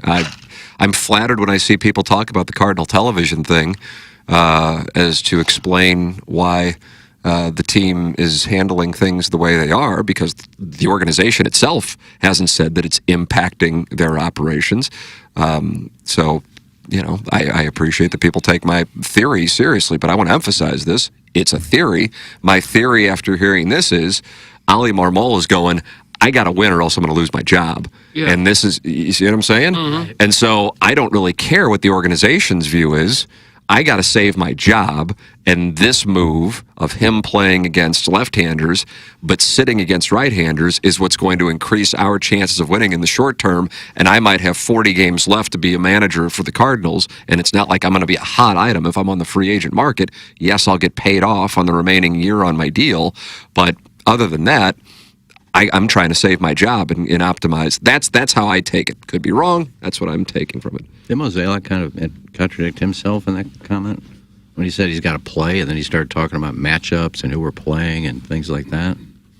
He kind of. Well, he may have been saying we need to look at the schedule, and if we're going to face a bunch of right-handed pitchers and he's not going to play, that's correct. What's he doing up here? That's what he meant by that. And the Brewers, 3 pitchers that they're planning on throwing out there against the Cardinals, Frankie Montes, Tobias Myers, and Freddie Peralta are all right-handed pitchers. Yeah. So there's a chance Jordan Walker plays in none of them. Well, if you're 11 games out and 5 out in the wild card, looks like you're going nowhere. Don't you want to see what you have at this point Absolutely. in Jordan Walker and play him Absolutely. darn near every... And It's Jordan not like Walker- anyone else is out there tearing And it up. Jordan Walker wasn't facing just left-handers at Memphis. I mean, this was a 16-game sustained streak for the top prospect in baseball 18 months ago. And then you call him up, and he sits. It's stunning. Mm-hmm. And the fact that there, no matter what, whether my theory is correct or not, that Marmol is trying to save his job and just optimizing the matchups, what he thinks is optimizing the matchups, either way, there is a chain of command in an organization, whether it be in a business, whether it be in a radio station, whether it be a baseball team, and that the president of baseball operations and the manager are not on the same page, that within an hour on the flagship station, they're giving conflicting messaging on the handling of their top prospect when the organization's biggest sin over the last decade has not been a lack of spending money. If anything, it's been a spending money ineffectively. It's actually been a failure to develop players from inside the organization. And here we may have Exhibit A, and the manager's saying one thing, and the president of baseball operations is saying another. Marmol might want to call Mike Shilton, see how it works out when you go against the president of baseball operations. And to me, it just underlines the whole season where it seems like, or it feels, especially when you juxtapose it with the Blues, like who have a plan. It looks like they have a plan. They have a plan with the young players and revitalize the team with that, where the Cardinals have really no plan, or their plan is kind of under wraps and it's kind of stuck in neutral. And because that messaging is poor, fans are becoming apathetic. And then you have the manager and the GM giving totally conflicting reports about the future of the franchise on the flagship station in the same show. Like, it's just perfectly underlines the problems of the whole season, or the last 2 years, really. Well, in Marmol's defense, I saw Walker batting against the Dodgers the other night, and he was totally lost. He was just carved up. He didn't have a chance. So he may look at that and say, I can't put this guy out there if we're really seriously thinking we're still in the race. Right, but I mean, that's results-oriented relative to the fact that he didn't play against the Cincinnati Reds, you know. No, but if you're the manager and you got a guy up there that you don't think is going to hit, and you just watched him wave helplessly at 3 pitches, you're going to look at that result and say, well, maybe I got to get someone else in there. Right, but that wouldn't explain why they played the Reds before they played the Dodgers. Yeah, well, but I'm saying... And he didn't play in the 2 games against the Reds when they started right-handed pitchers. Yeah, and I guess that's why he doesn't want to play him any more than he has to. Because he probably doesn't think he gives him the best chance to win. And if indeed that's the case, God bless America, it's just really surprising to me for an organization that has, if there's one thing I would say they've done incredibly well, is keeping things inside the room and having a semblance of a unified message that within an hour on the flagship station, they're saying 2 different things. And furthermore, John Mozeliak was quoted on July 31st as to saying if he gets called up, he's got to play. And then he gets called up and, you know, he doesn't. Right, and to your point, Doug, about looking helpless out there, he wants to get consistent at bats. He's probably going to be better when he gets consistent at bats, like he was in Memphis. He was getting consistent at bats down in Memphis. Yes, it's AAA pitching, but he's getting consistent at bats. Now he's playing only starting against lefties and then pinch hitting when they bring in a lefty from the bullpen. Yeah. You would think it would only help to play all the time. We see how much better Victor Scott looks at the plate now that he's playing all the time. Yes. Siani started getting a lot better once he started getting more at bats. Siani hit below 200, and then by the time he got hurt, he was up around 250 or something. Right, so it's obvious, and I respect Mozeliak for saying, like, yes, we want to bring him up only because if we're going to play him, but then to have 2 completely different opinions on it in the same hour is crazy. It's crazy. Yeah, and if one of the other outfielders, if any of them, was hitting very much, you could say, well, we can't take Newt out, we can't take Donovan out, but none of them are doing a whole lot, if anything. Right. Burley's like the only one, and even he's fallen off suddenly from where he was. Slumped a little bit the last couple of weeks. Who else is doing better, though, really? That's the issue. Put me in, coach. I'm ready to play. That's from Scuba Linneman. I'd be yelling that if I was Jordan Walker. Put me in, coach. For God's sake, Iggy, quit crushing candy. That's from Swayze Possible Burner. Where's the candy? I'm sitting here. I don't know. Where's the candies? I just looked. I see Iggy's phone. I see Iggy sitting here. I see no candy. Doug, I don't see any candy. I don't see anyone crushing That's from candy. Swayze Possible Burner. Okay. Well, Possible Burner. That got us sidetracked. And if you feel like you have too many outfielders you got to play Donovan, got to play Burleson, got to play Nootbaar.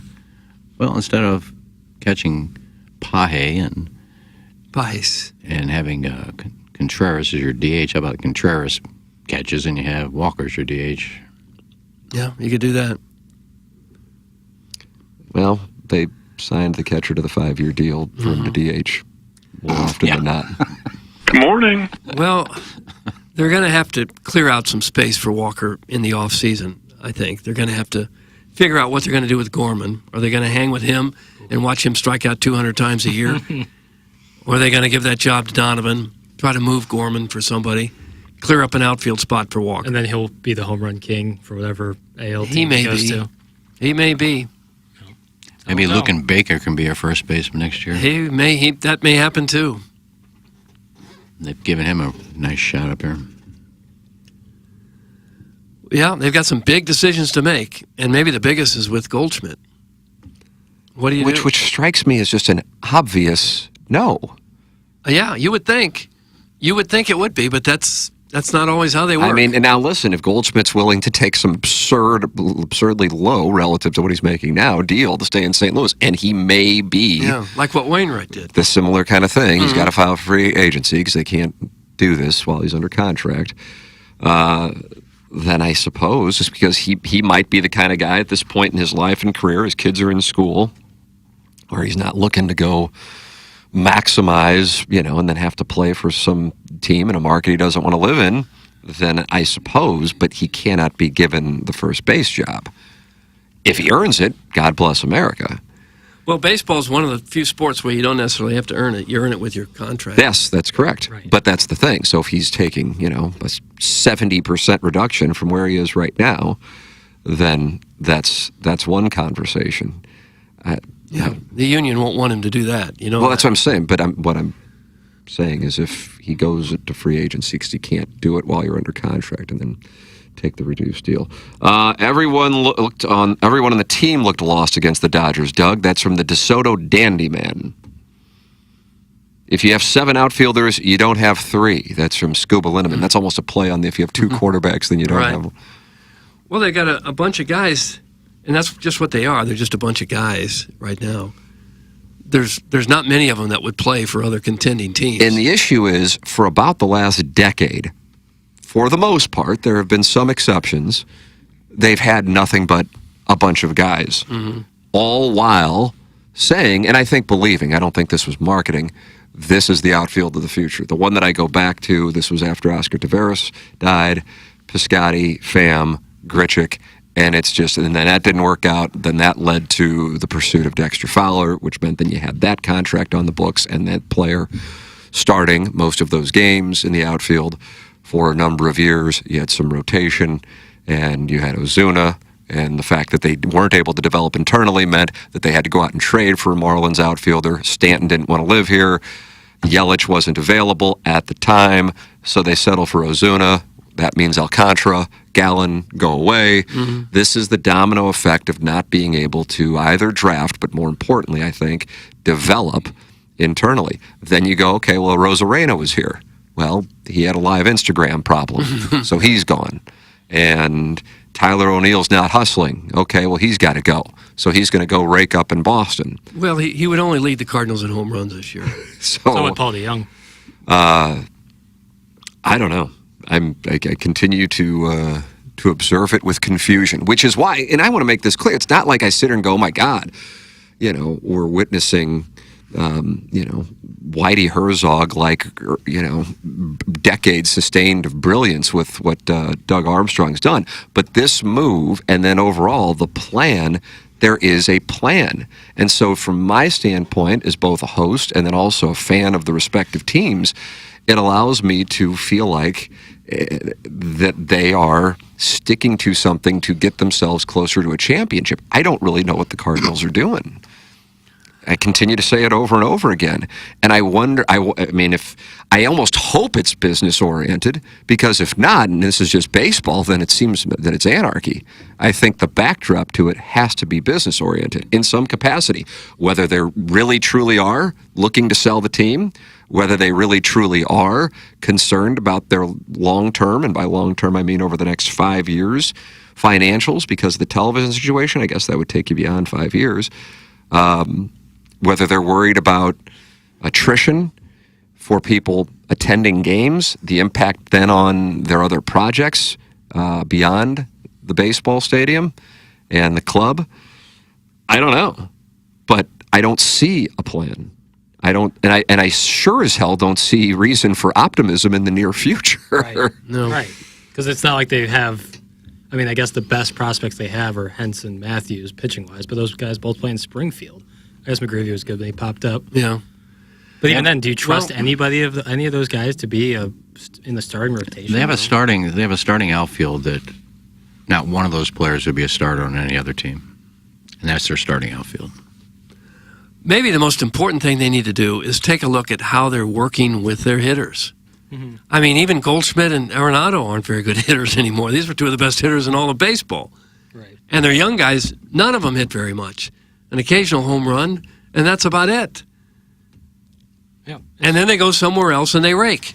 So it seems to me that could be the most fundamental change they could make, is a change either to their hitting philosophy or to the guys teaching it. Right. Remember when Jeff Albert was the problem? Oh yeah, he got all kinds of criticism from everywhere. No one talks about the hitting coaches anymore, or Turner Ward, or any of the coaches that what they're doing isn't working. Yeah. It's incredible how poorly they hit. I mean, they got a lineup full of guys hitting in the mid to low 200. Some below 200 have started this year. And with that said, that's certainly material. It's stunning, especially when you consider what we were just discussing in the previous hour, that Goldschmidt and Arenado were both MVP, top threes within the last 2 years. Then you had the trajectory that you would have expected for Jordan Walker and where that actually is right now. Now you have the president of baseball operations and Ali Marmol saying two separate things. Nolan Gorman is, I wouldn't even call him just a guy at the moment. He's a liability. Mm-hmm. He's on the bench.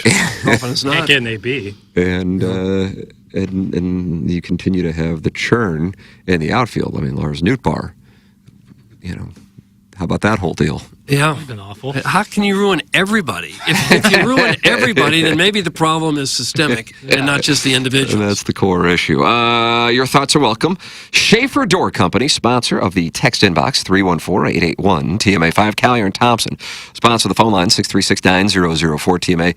And email in for the Design Air Heating and Cooling email today, the morning after at InsideSTL.com. Pure Performance, a sponsor here on TMA, allowing you to elevate your performance. Pure Performance is your one-stop shop for all aftermarket modifications, and they're known for their top quality work and outstanding customer service. Pure Performance is the best place to go for replacement tires for any vehicle. They don't just sell oversized tires for your trucks and off-roading vehicles. They also carry tires and wheels for your car, minivan, or SUV too. So now's the perfect time to spruce up your vehicle for this summer. Come visit the showroom and talk with the folks at Pure Performance in St. Charles. Ask for Shelby.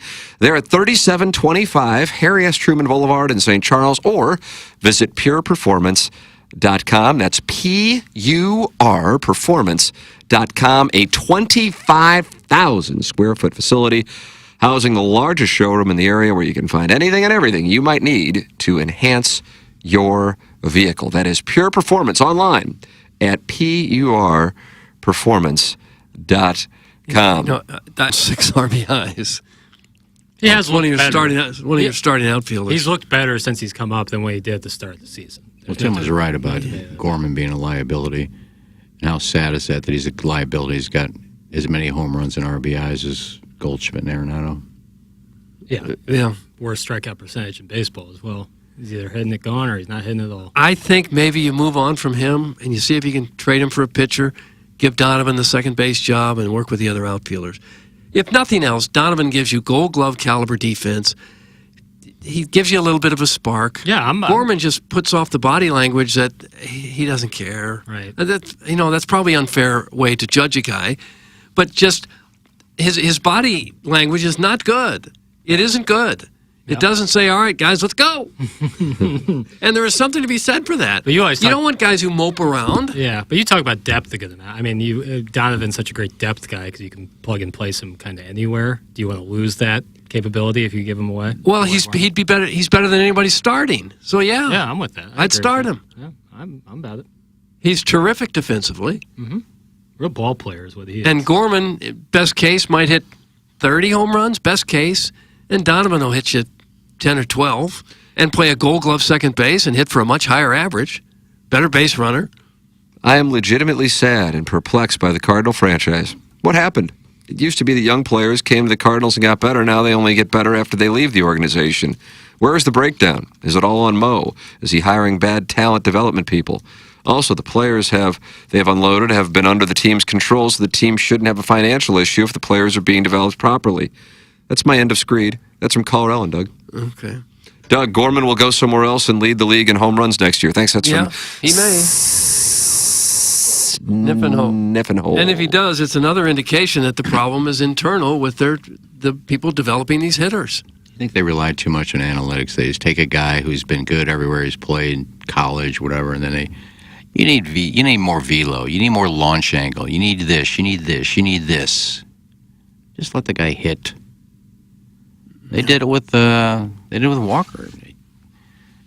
You got to get the ball in the air more. You got to hit more line drive. Yeah. You got to do this. Just went down there and screwed them all up. Remember how good he looked in spring training 2 years ago? And then he came up the first month of the season. We thought, wow, is this guy going to be a player? And then he just fell off a cliff. Yep.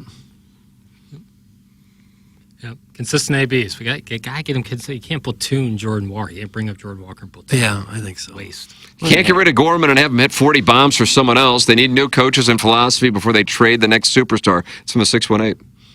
See, now they're going to be gun-shy about trading some of these prospects away. Some of the younger guys. Gorman's certainly not a prospect. You just assume they're all going to be all-stars in the next stop that they make. Yeah, Benfred wrote about that this morning on STL Today, talking about when are they going to investigate why guys leave the Cardinals and play better. And if you're struggling to stay in the race now and you don't think Gorman's even worth a starting job, I don't know that you can say, well, he's untouchable.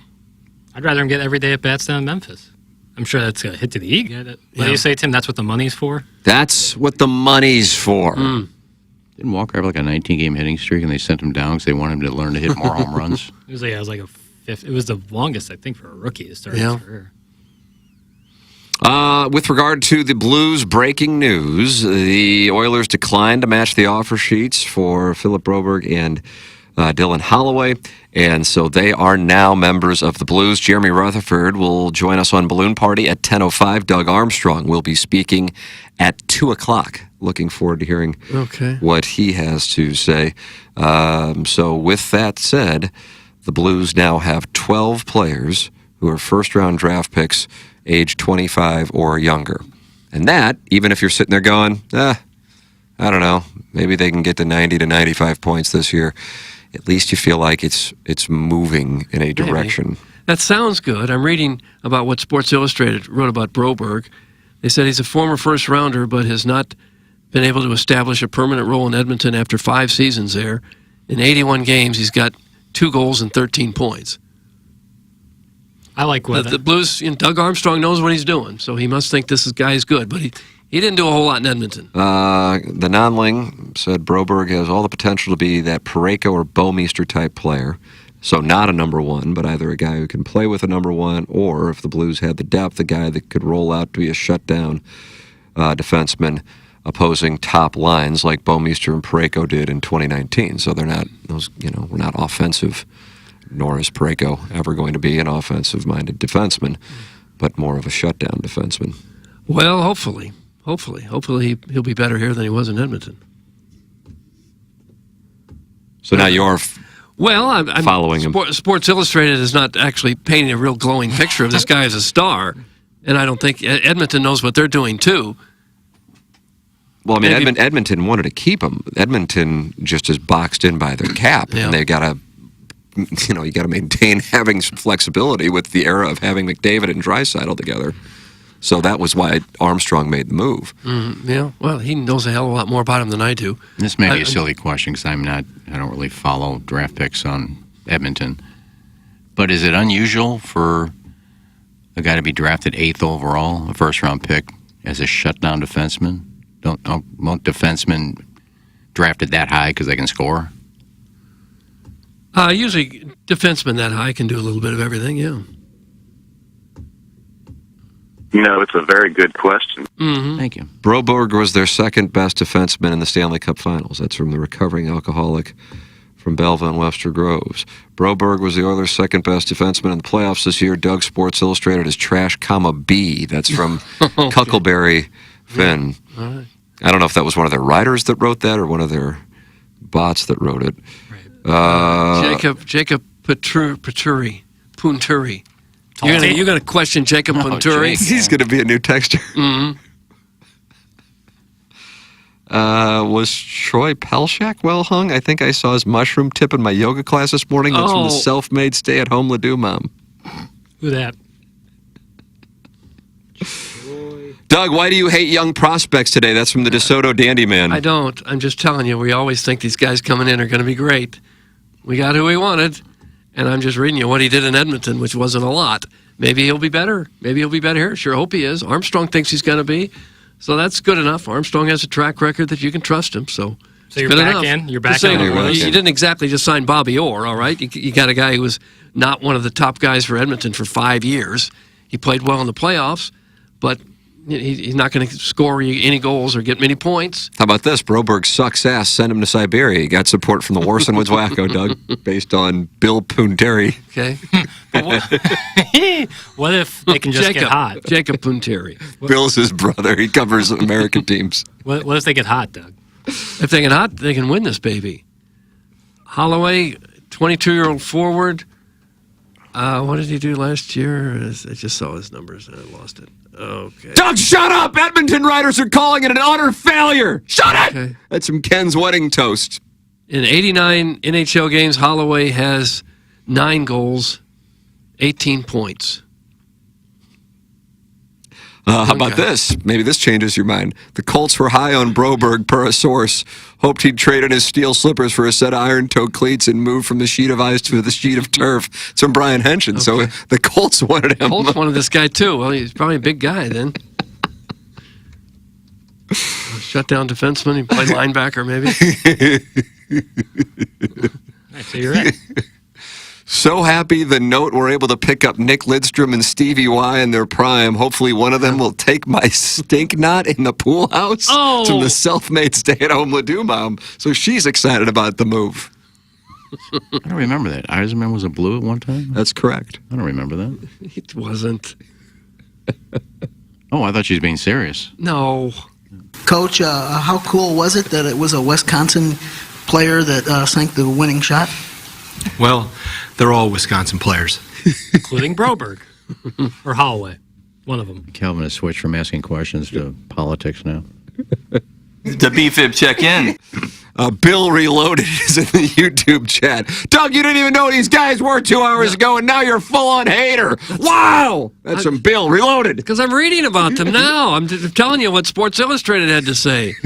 New York Times said Broberg finally came into his own here in the playoffs, but like he finally realized his potential after 5 not much going on years in Edmonton. So, maybe he's just now get him reaching now. his stride. Yeah. I'm just ecstatic that you said something that the texters are upset about, so they can yell at you. But for a they while. don't Bill Reloaded. Yeah.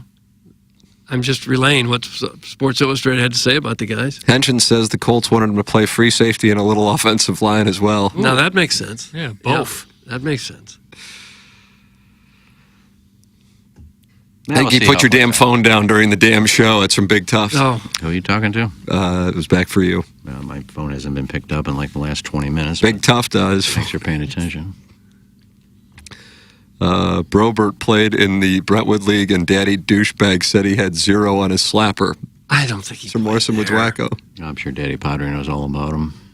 Notification, big boy. Talty has Broberg protected to make second team All-SEC this year, so a pretty good move by Army. That's some Allen Dadeville. Yeah. Look, it just depends on what sport you're into. I think so. Allen Dadeville's more a college football. Now, are these guys going to come to the Blues and try to play other professional sports at the same time? If so, I don't like that. Yeah, that's going to be tough to see him going back and forth between the Colts. Yeah, I think they also might try out for the Dogs. He's going to miss the Sunday games for sure if he's playing for the Colts.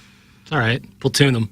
He's going to play Saturday night here and then fly to wherever the Colts are playing and play Sunday with Indianapolis. Yeah, like Dion. Okay. Bill Reloaded can eat my ass. You're from Jeffco, home of the problem child and spoilers on your Pontiac. That's from the self-made stay-at-home Ladue mom. What does that mean? Any of it? I don't know. They even make spoilers anymore? For cars? Yeah. Broberg sure summers in Wright City, so he's really comfortable with the area. Great move by Army to bring him home. That's from Allen Dadeville. Oh, He sure. summers in Wright City? Well, you can get a nice little A-frame there at a lake. You like an A-frame? Not really. What about cathedral ceilings? Ooh. I don't like them. No, they're hard to maintain, and they take up a lot of the air conditioning. And yeah, not really. They look great when you walk in, but they're not very practical. Sure. Why do you hate Wright City then? I don't hate Is it Wright City. nothing but A-frames? As What far about as Big that Boy goes? Restaurant? used to Daddy be. Padre's Big Boy Restaurant. I don't think that's open anymore. Did you get the fried chicken? I was never there. I drove Really? by Why it. did you- I drove by it I ate 1,000 there. times, but I never stopped. By the time, if you're coming home from Columbia, you're almost home at Wright City. You said, no, we're not stopping to get fried chicken on the side. I don't need fried chicken this morning. No, I don't either. Yo, hey, I do like that friendly chicken, though. Yeah, I did too. I assume they still have it, even if Denny's not there. I would hope. Not the one in South City. The one in South County does? They just I guess, got rid yeah. of their fried chicken? The one in South City, when we went there for a couple Mizzou games last year, and they did not have fried chicken. You've got to be kidding me. I want to tell you. That makes me angry as a hornet. Me too. I think the South County one still does, though. Maybe I we would should hope. drive by today. Gosh, I would. Where in South County is it? Is it on Bayless Road? Oof. Well, what was that right No, there? yeah, What, what's did you that? catch Oof, that? oh, gosh, it's Melville. I don't go to Melville. I'm from the Central Corridor. Bayless. I'm not driving all the way out there. It's down Crazy. there. It's South County. Yeah, out, down. I ain't going. Oh, gosh, that's such an elitist attitude. Yep, yep. It was on Conway Road, you'd be there. That's true. More likely. Yeah. It's closer to here. Darn it. I try to stay in my area, so do you. Mm-hmm. Guys, imagine being from Sweden and coming into the NHL, and the two cities you have to live in are Edmonton and St. Louis. Thanks. That's from Sniffinol. He's probably thinking, I'm going to go play in L.A., go play in Dallas, Miami, Tampa, New York. Sorry. North Canada or St. Louis, Missouri. I love what Armstrong's doing. Infuse the team with young potential. They won't all hit, but if 2 or 3 of them do, it's all worth it. It'd be nice to see the Cardinals give it a try. That's from the Table Rock Lake Monster. They've given it a try. They bring up young players. They just don't produce when they're here. That's true. We develop them for other organizations. Right. All right, we'll close out the Fisher Window and Door Store 8 o'clock hour. 9 o'clock hour coming your way, which includes the Design, Air, Heating, and Cooling email of the day. Send yours in the morning after at InsideSTL.com. Before we break, I'd like to tell people about the Illinois Recovery Center. Illinois Recovery Center online at IllinoisRecoveryCenter.com. Do you have someone in your life who you would like to see and help get back on track? That's where the Illinois Recovery Center comes into play. Give them a call at 888-472-9559 and discover the path to lasting recovery and renewal at Illinois Recovery Center, where compassionate support meets personalized care for your unique journey. Embarking on the path of recovery is a profound journey of breaking free from the chains of addiction and actively building resilience. It's about tapping into the inherent strength within, acknowledging the battles faced, and emerging victorious over adversity. Call 888-472-9559 or visit IllinoisRecoveryCenter.com. You are listening to TMA, presented to you by Brown & Crouppen. Hey, this is Tim McKernan. I regret not managing my finances better in my 20s and my 30s, and now I see how crucial it is for achieving major life goals. Mark Hannon with Evergreen Wealth Strategies helps everyday people every day with their finances, discussing cash flow, liquidity, investments, insurance, and tax-efficient strategies. No matter your financial planning stage, Mark will boost your confidence and keep you on track. Learn more at evergreenstl.com. Equitable Advisors, LLC, member FINRA, a broker-dealer and a SEC registered investment advisor. Equitable Financial Advisors and MI. Evergreen Wealth Strategies is not a registered investment advisor. It does not provide tax advice. This is the one. Honey, I think you're right. This house has everything we've ever dreamed of. A huge master bedroom, an open kitchen, and a backyard with a fire pit and built-in grill. I can't believe it. Finally, our dream home. It's absolutely perfect for us. We owe our realtor big time. No, you don't. We're just doing our job. At the Jeff Lotman Group, helping you find your dream home is our top priority. Bringing people and properties together. Call us at 314-406-8911 or visit us online at jefflotman.com. If you want a first-class, top-of-the-line, high-quality interior remodeling job, you know who I'm going to suggest. Collier & Thompson. Known for their kitchen and bathroom remodels, Collier & Thompson is where you go when you want your remodeling job done right the first time. Collier & Thompson doesn't just do large remodeling jobs. They do plenty of man caves, bars, offices, pretty much anything inside your home. Check out their 10,000-square-foot showroom next to Uncle Bill's Pancake House on Manchester. Let them bring your dream remodel to reality. CollierandThompson.com. Looking for the perfect spot for your next private event? Whether it's a baby shower, bridal shower, birthday party, or business meeting, Rosalita's has you covered. Enjoy the vibrant atmosphere in one of Rosalita's 2 exclusive private rooms with a customized menu that is perfect for your upcoming event. And if you're planning a date night, don't miss the lively mariachi nights every Friday and Saturday. Plus, Rosalita's gift cards make the perfect gift for any occasion. Come celebrate at Rosalita's, where every event is a fiesta. Learn more at rosalitascantina.com. Elevate your performance. Pure Performance is your one-stop shop for all aftermarket modifications. Known for their top quality work and outstanding customer service. It's officially Jeep and Bronco season. Pure Performance carries any accessory for your vehicle, old models to brand new. From sunshades, soft tops, trail doors, to off-road gear like bumpers and light bars, Pure Performance has you covered. Stop by the Pure Performance showroom at 3725 Harry S. Truman Boulevard in St. Charles or visit pureperformance.com. That's PURperformance.com. Hey, this is Tim McKernan, and I am here with Seth Goldcamp of Design Air Heating and Cooling, and I have been a long-time Design Air client. What separates you guys from everybody else? It's becoming more common for companies to just get their foot in the door. They try to come up with different ways to upsell. They try to see how much they can make off of a customer as opposed to,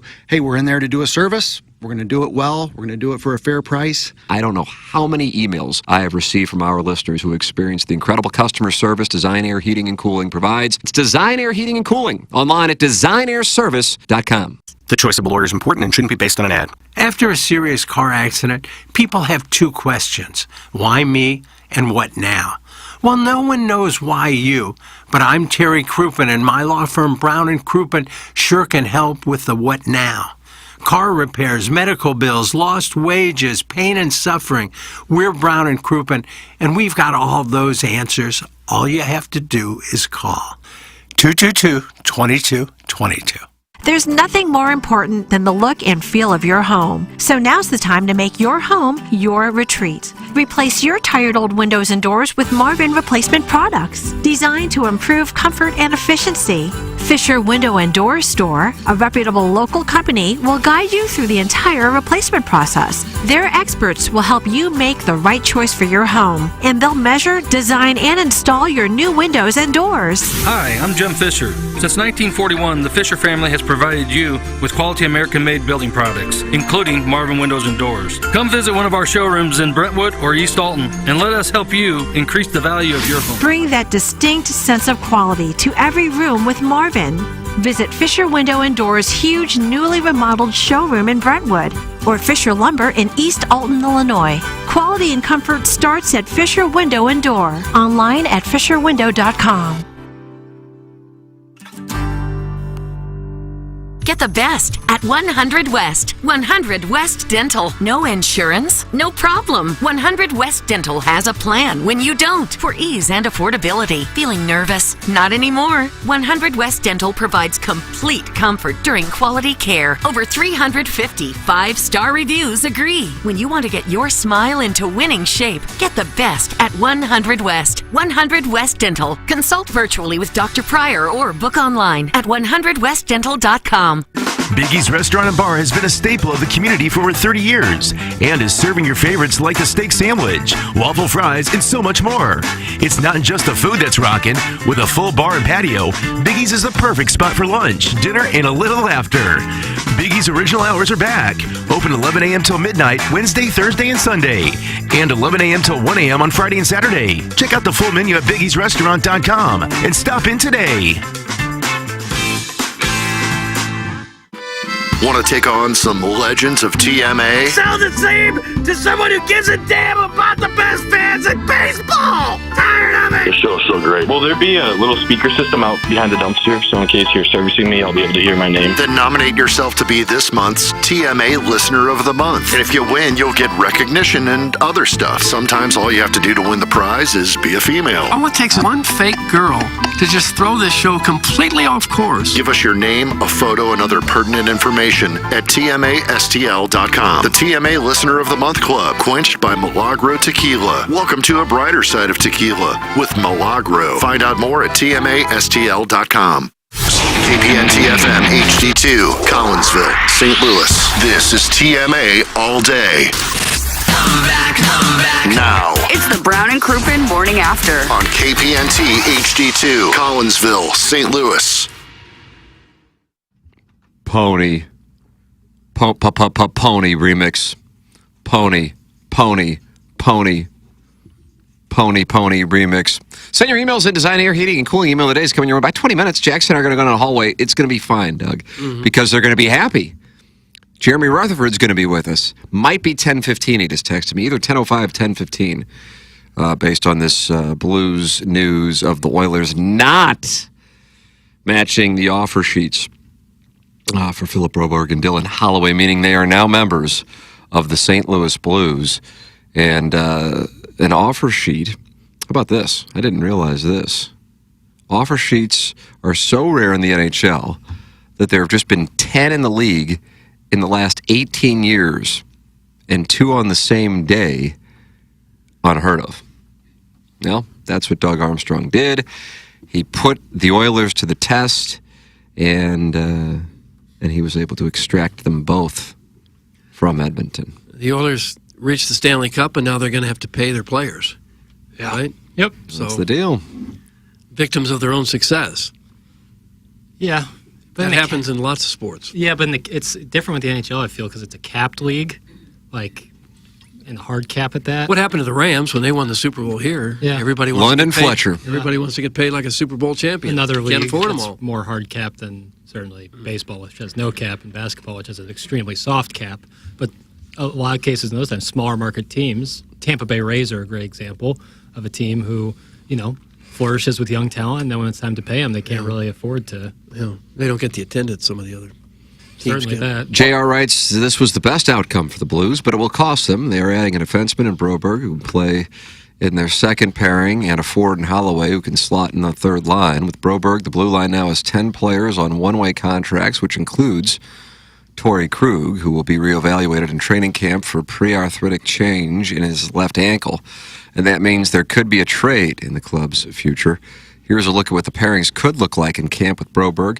Leddy and Parayko, Broberg and Falk, and then Suter/Perunovich with Matthew Kessel. With Holloway, they have 14 forwards on one-way deals, which does not include Jake Neighbors, who's on a two-way deal. So he was projecting the lines, Doug. Jakey, big mistakey. Robert Thomas and Kyrou on the top line. Saad, Buchnevich, Shen, Bolduc on the second line, combination thereof. And then Holloway with Foxa and Toropchenko on the third line. Neighbors is the one I think they need to take care of. He looks to me like the one that's He could be wearing the big C on upside. his sweater someday. Yeah, big upside with him. I don't know if they've had enough of Kyrou, if they might try to deal him. I don't know. He makes a lot of money, so it won't be that easy to trade him.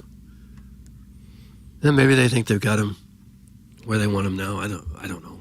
Lockett, I'm a broke college student, $5. Some little beer cats. What does that mean? I think he was asking you to lock the door. Oh. He'll only give you $5 Only because he's a offering broke $5. college student. Got it. I didn't know if he was like betting something. We have college pricing.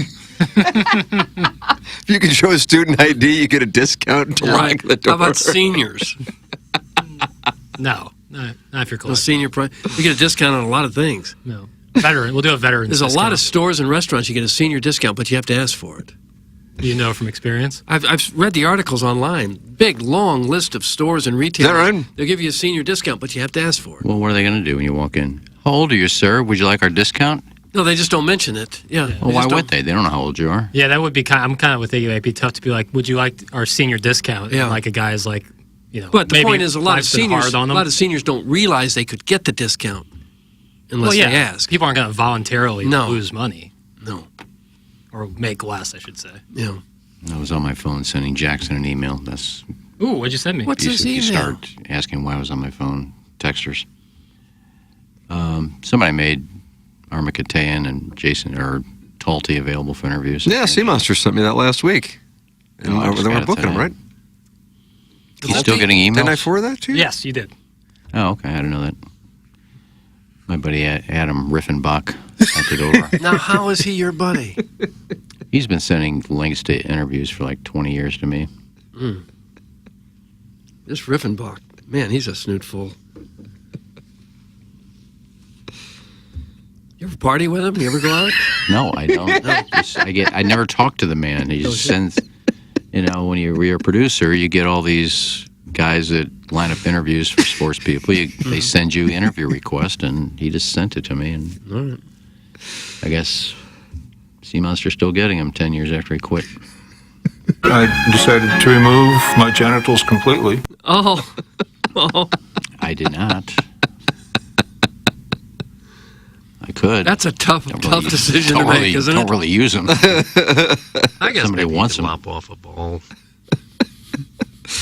Doug, I'd like to tell you where you can get your new dentist. And your new dentist is at 100 West Dental, and it's Dr. Brandon Pryor. 100westdental.com, or you can call 636-585-0100. No dental insurance, no problem. The membership plan aids in the cost of dental work for those who do not have dental insurance. They have a huge offer going on right now. If you mention my name, you get $1,000 off Invisalign.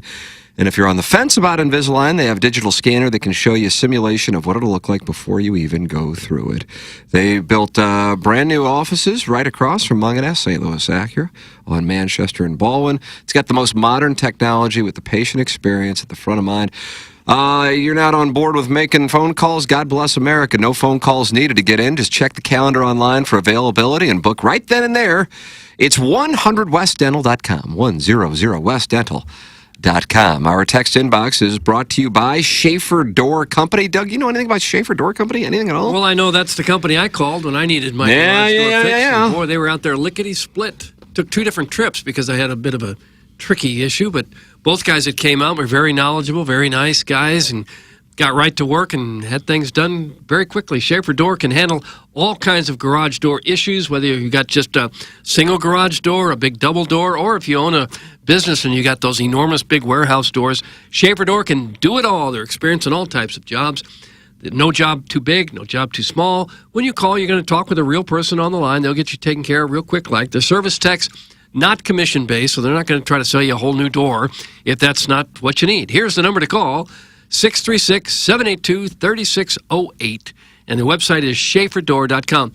What I'm going to do now is go ahead and spell Schaefer for you. Yeah. SCHAEFER door.com. They'll get you set up with a new LiftMaster, if that's what you need. LiftMaster garage door openers are strong, quiet, and versatile. So if you got an old LiftMaster or you got an old completely different brand that's not working properly, they'll come in and put in a LiftMaster, and you won't have any more trouble with that door. If they do, you'll come right back out, and they'll come back out and get you taken care of. Schaefer Door is a LiftMaster partner, and remember, they are still hiring. If you're looking for a job, be a great company to work for. That's Schaefer Door. There it is. Schaefer Door sponsored the text inbox. You can save that number in your phone, and the next thing you know, you're communicating with the show anytime. 314-881-TMA5 and email in for our Design, Air, Heating, and Cooling email today coming your way here shortly. The morning after at InsideSTL.com. The morning after at InsideSTL.com. Design, Air, Heating, and Cooling email today. Email of the month standings. Fun to see JV golf coach, even though he's back in school and coaching JV golf, leading with 4 wins. Catherine June Lee, 58 years old, was in court today after being busted for having sex with a live brown trout. What? Live brown trout. How the hell you have sex with it? According to police, June and Ashley David Hallam allegedly filmed the act on a boat. Lee requested an adjournment without plea until October, which the court granted, so they're going to give her some time to put her defense together. According to the news.com.au, quote, she faces 3 charges under the Classification Enforcement Act, including possessing a bestiality product between February 2022 and January 2023. That's what we're calling him, a product? That's correct. She has also been charged with 2 counts of making or reproducing a bestiality product during the same period. She'll join us on Balloon Party after JR. Yeah.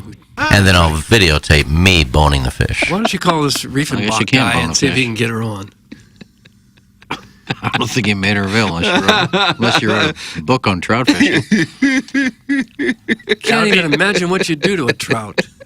All I know is it'd be the greatest producing threading of a needle if we got an Australian prisoner on the phone in St. Louis, Missouri. There would be better feat in producing. I could see if you were a guy just having a joke. You could see it? I agree with you. Well, no, having a joke and you take out your ween and use the fish to have a funny video. And then I'll videotape me But boning the fish. how does a female have sex with a trout? Doug? I don't know. And of all the things we do to fish, I mean, we have no problem killing them, butchering them, cutting them in half, yanking hooks out of their mouths and out of their eyes. It doesn't seem like there's much you could do to a fish that would cause you to wind up in jail, does it?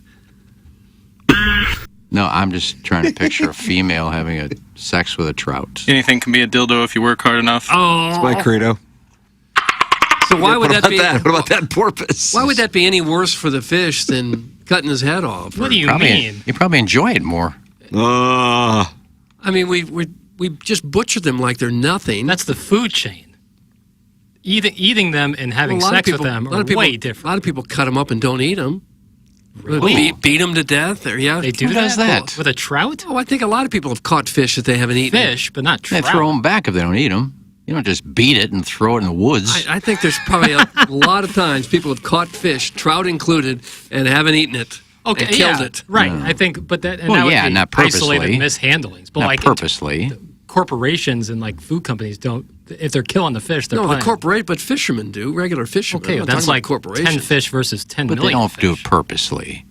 I mean, if you don't catch a fish right and you have the hook down its guts and you rip it out and you throw it back, it's Yeah, not so- going to live. But how is that any different? But they don't do it purposely. Well, maybe they do. A lot of people could care less if a fish is hurt or dies or what happens to the fish.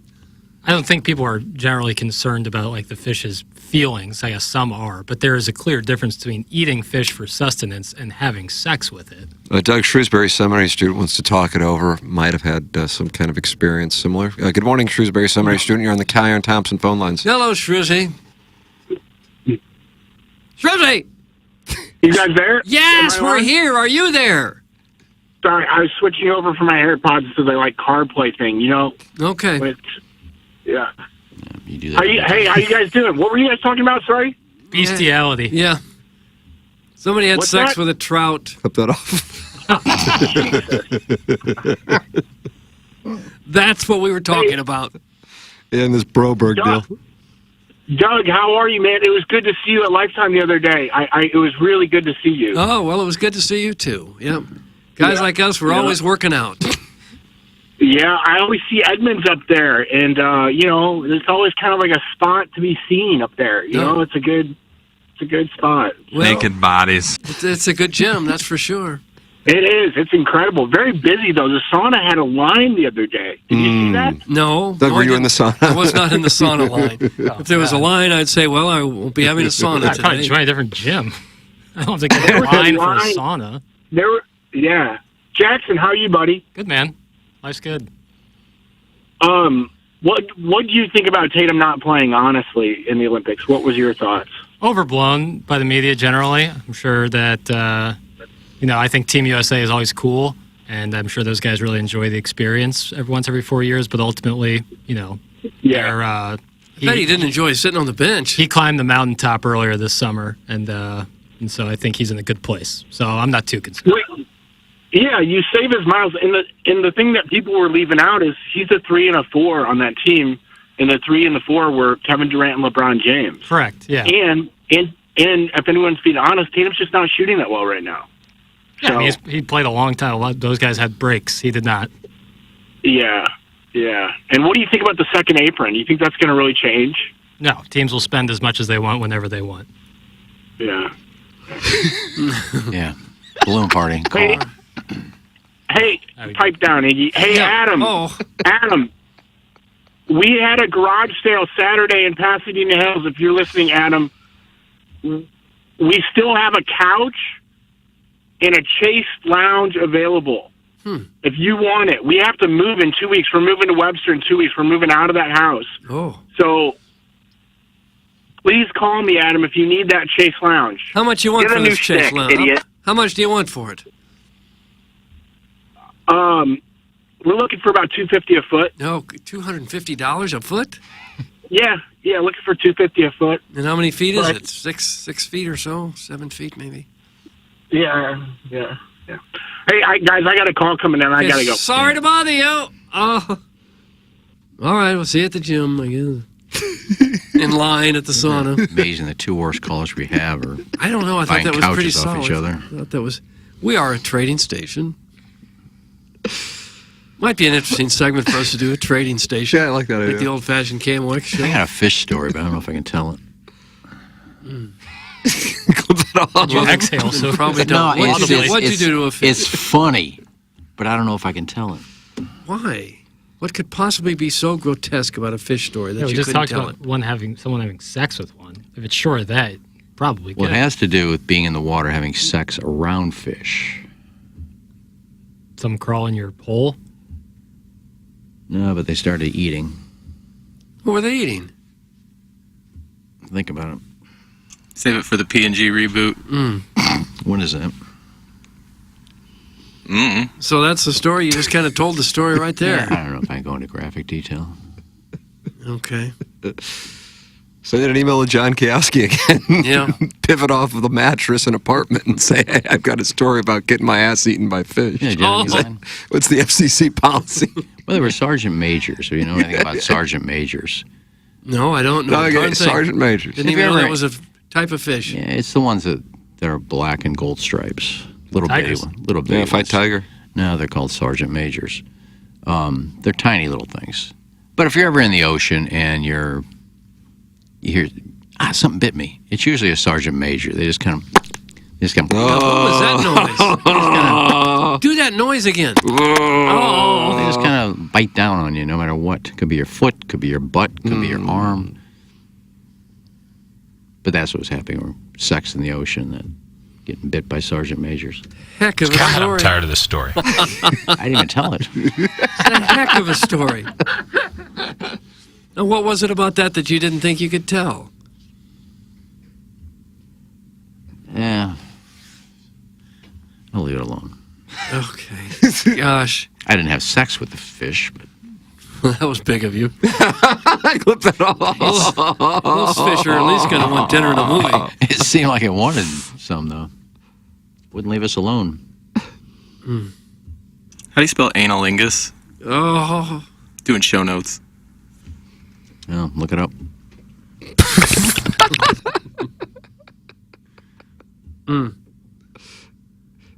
Doug, Ken fed the fish his caviar? It's from Doug's prison wallet. Oh. That noise is it. I'm contacting leadership for a corrective action. That's Mr. 63011. So Iggy, he is filing a grievance, and he wants a, quote, corrective action. For what? The noise Mr. you 63011. I was making a fish biting noise. Oh, see, people don't like that noise. Oh. I don't know what I was doing there. Tongue of a hummingbird?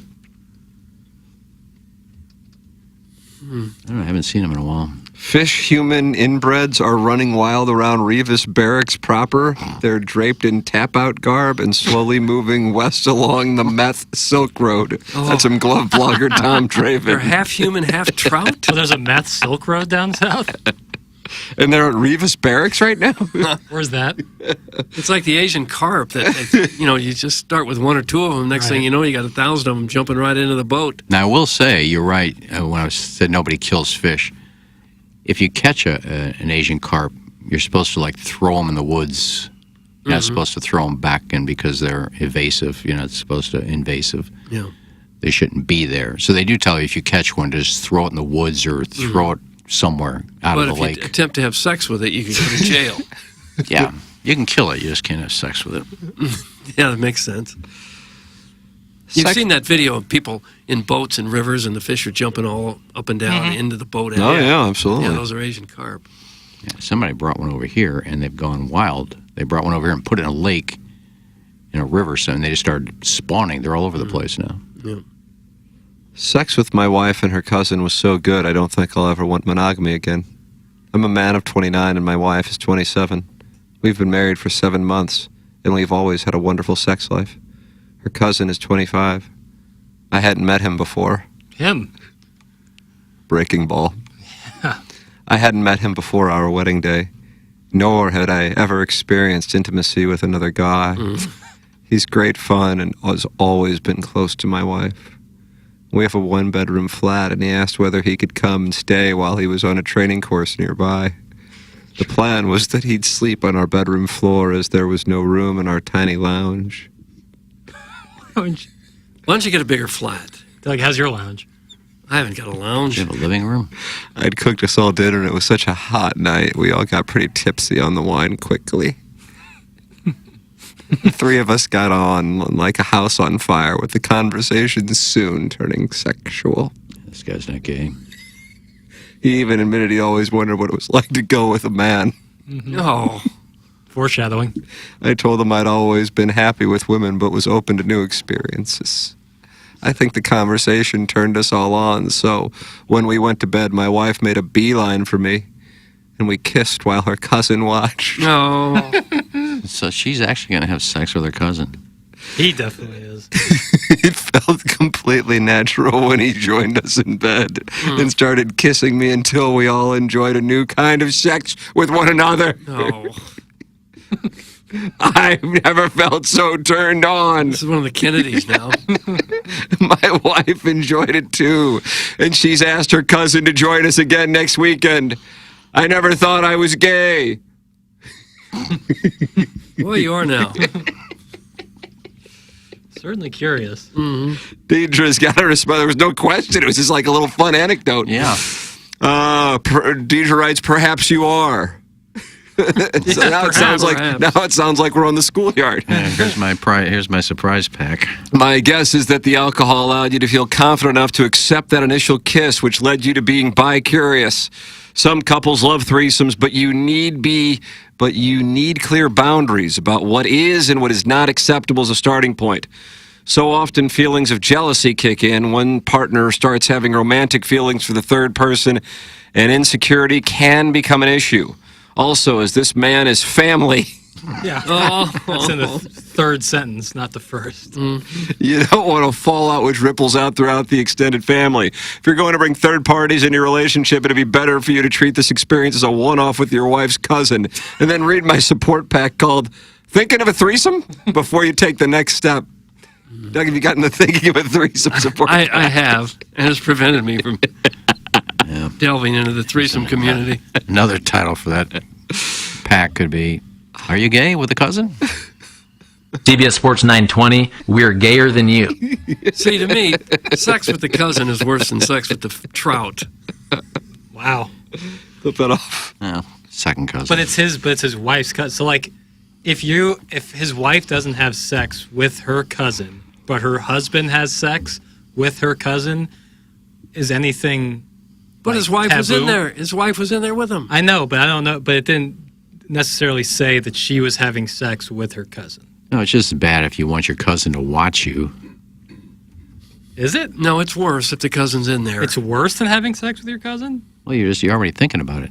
Hey, cuz, want to watch me bang my husband? Right, but actually having sex with your cousin, you have to admit, would be worse. Well, it depends. The second cousin, third cousin, no big deal. But either way, there's no way watching could be worse than actually having the sex. Mm-hmm. Well, you're thinking about it. A lot of people think about things and don't act on it. Think about it. Thinking about it doesn't make it worse than the act itself. Well, the whole point is that you want him to watch because you want him to join in. Okay, but there again, we're talking theory versus execution here. Well, we don't know if she had sex with him. Right, I know. It didn't That's say in what the I'm- article. Didn't it say that in the article? No, it said that he had sex with her cousin. It said the dude had gay sex. Oh, the woman wasn't even in there? She was in there. I don't know what she was doing, though. Like, maybe she was just playing with nips. Where was the trout? I don't know. You're defending this bestiality is wild. This is a wild turn for you.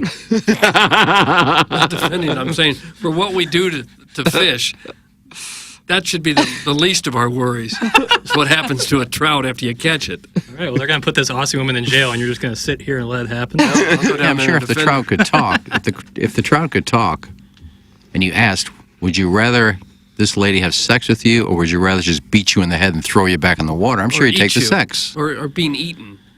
Well, I'm sure you wouldn't mind being eaten. Oh, yeah, they'd love that. Everyone loves to die. They know that you're keeping another species alive. No, Yeah, you're it's not. altruistic, Doug. You know, chances are you don't need that particular trout to keep living.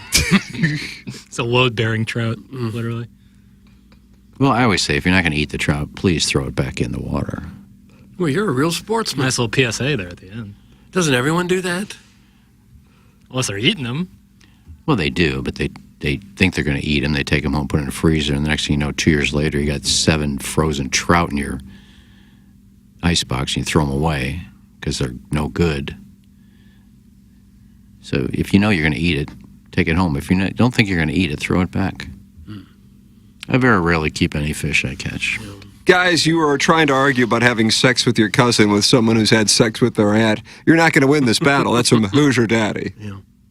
How's this guy survived this long? Thanks, that's from Slippery Turtle. Hey, Ken, stop with the whole here and now attitude. You've made out with your first cousin and had sex with your uncle's wife. That's from Big Tuft. Well, it's not a family member. The cousin. Yes, it is. But Both are family members. I kissed. I didn't have sex. That's a family member. Well, so what? I just You're not made out with supposed her. to. You're not supposed to. We were young. I don't care. You were old enough to know better. No, we weren't. How old were you?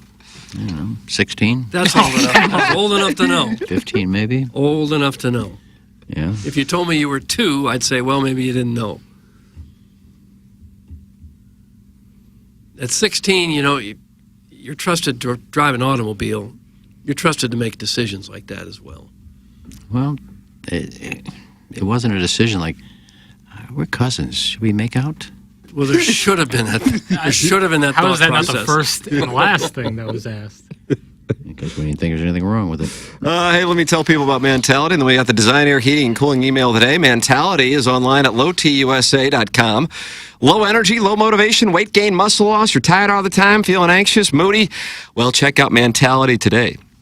That's at lowtusa.com. Mentality, a local healthcare facility specifically dedicated to helping men feel and perform at their very best. Testosterone therapy helps men regain normal function and restores the ability to perform normally at all levels. You can do that with Mentality, a local healthcare facility specifically dedicated to helping men feel and perform at their very best. Just go to lowtusa.com, ladies and gentlemen. It is time for the Design Air Heating and Cooling email of the day. JV Golf Coach, your leader so far this month. And young, I am Asian. Please do not throw me in the woods. Thanks. That's from #1 Asian intern Brian Henshin, aspiring life coach. Brian Henshin. What was that? God almighty. Here, you want to hear this too? No, Yeah, we threw didn't that want away. to, but I guess we have to. Brian Henshin. I have a story about eating ass, but I don't know if I can tell it. Anyway, that was the worst ass I've ever eaten. That's from Sergeant Major. Sergeant Major. Guys, it's safe to say that the Cardinals are toast because I just saw Nolan Arenado smoking a cigarette outside the White Castle in Granite City. Maybe the third sacker's diet is to blame for his recent slump. He's hitting 200 since August 9th, probably because he's more concerned with those greasy little sliders than taking extra BP. Do yourself a favor and ship your entire bankroll on the under of 0.5 home runs tonight. It's going to be hard for him to hit a dinger with his cheeks tightly clenched as he desperately attempts to keep liquefied beef and onions from oozing down his legs. Speaking of White Castle, does anyone remember the time Plowsy bragged that he could eat an entire White Castle crave case by himself? I think Tim was gone when Darren attempted to eat 30 burgers on the air, but he threw in the towel about halfway through. Half. He ate 6. He ate like 4 or 5. He ate 6. The best part about that incident was the fact that he drove 18 hours to Montana immediately after the show. Correct. I can only imagine how awful his van smelled with the mixture of Plowsy's anal seepage and dog farts. Anyhow, if the Redbirds can win 33 of their final 38 games, they might secure the third wild card and we can win this baby. That's from the JV golf coach. JV golf coach. And young, I can be used as a nesting body. Hit me up, you hateful sads, and I'll sneak you onto the fan page.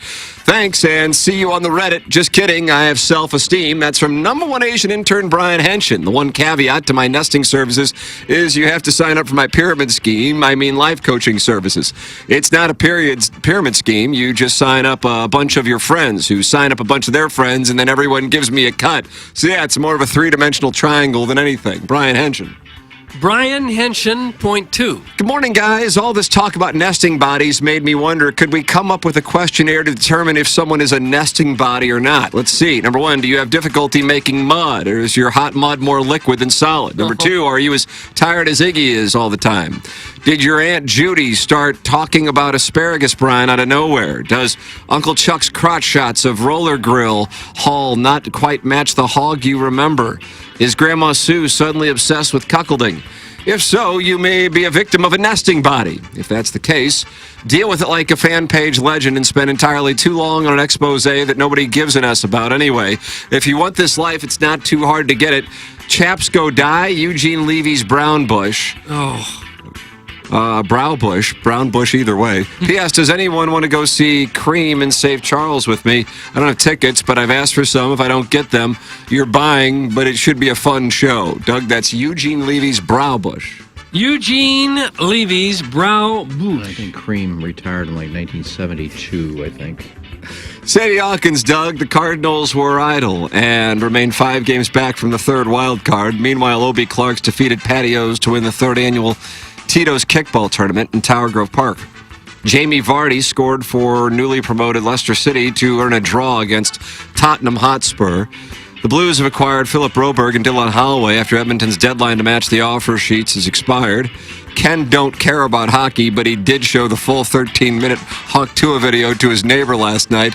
But I think the lead is that Jackson has identified a handful of nesting body sads who are so desperate to get onto the fan page that they borrow an account from an innocent family member who doesn't have bad credit with the Bank of TMA in order to get into the fan page and then ultimately burst out of their family member's chest like xenomorphs spitting the hottest of takes until Jackson blows them out of the GD airlock. Yep. Well, that reminds me of the time someone infiltrated Denny P's website to find pictures of me with a blow-up doll. Why would anyone want to join that cesspool of a fan page anyway? Sure, I haven't been on there in 18 months, but I know someone took my photo of myself and Larry Doby from Twitter and posted it there, and I can only imagine the comments. Hey, Doug, can you read them comments since I'm not on there and I'm dying to know what they said? Oh, the comments were pretty tame. Oh, well, it's still a cesspool. Hey, you want to hear about the time I argued with a Facebook friend about the number of Nelly songs I could name without the word country? Is that a new report? Okay, gotta go now. The title sponsor is here and needs my chair so he can offer legal counsel about leaving gum in the anus. Doug, that's Buck Swope, and that's what we have for Buck the Design Air Heating and Cooling Email of the Day. Well, I like JV Golf Coach's rundown of Plowsy's White Castle debacle. But I thought Buck Swope wrapped things up very nicely there at the end. Put a little bow around the show. All about for Buck Swope. Yeah, I don't know how you find it entertaining just somebody just to rehash what we talked about for the last But he 3 does hours. a We were here. We wonderful heard it job. all. He does a wonderful job with it. Yeah, I thought it was a cute little email. Henshin saying, "Don't throw me in the woods." So, I'm going to go with Henshin. Boy, I'll tell you, I was all Buck Swope until you presented that was a really, by definition, cute little email. I still think Buck Swopes was the best. Okay, I thought so. still think Buck Swopes was the best, though. Brian Henson, it was a nice effort. Really nice. But I got to go with Buck Swope. Buck Swope now closes the gap on the JV golf coach to 1 as we head down the stretch here in the final third of the month of August. Jackson and I are heading down the hallway. JR is going to join us sometime at either 10:05 or 10:15. He just texted me that he's on the phone with Broberg's agent, and whenever that is done, he's going to join us. So that's coming up on this deal for the Blues. And we'll have the John Mozeliak and Dolly Moore sound to discuss that as well. All of that's coming your way for the next hour on 101 ESPN. Time for us to shut it down. For Jackson Bennett, Burkett, Chairman Kurt, Kenneth A. Strode, my brother Kevin, Douglas Sullivan, Vaughn, Tim McKernan. This has been The Morning After, presented to you by Brown and Crouppen. Hey, if you like The Morning After, check out Balloon Party on 101 ESPN. HD1, by the way. It's sports talk with Tim McKernan and Action Jackson from 10 a.m. to 11 a.m. each weekday, right after The Morning After. It's the worst named show in the history of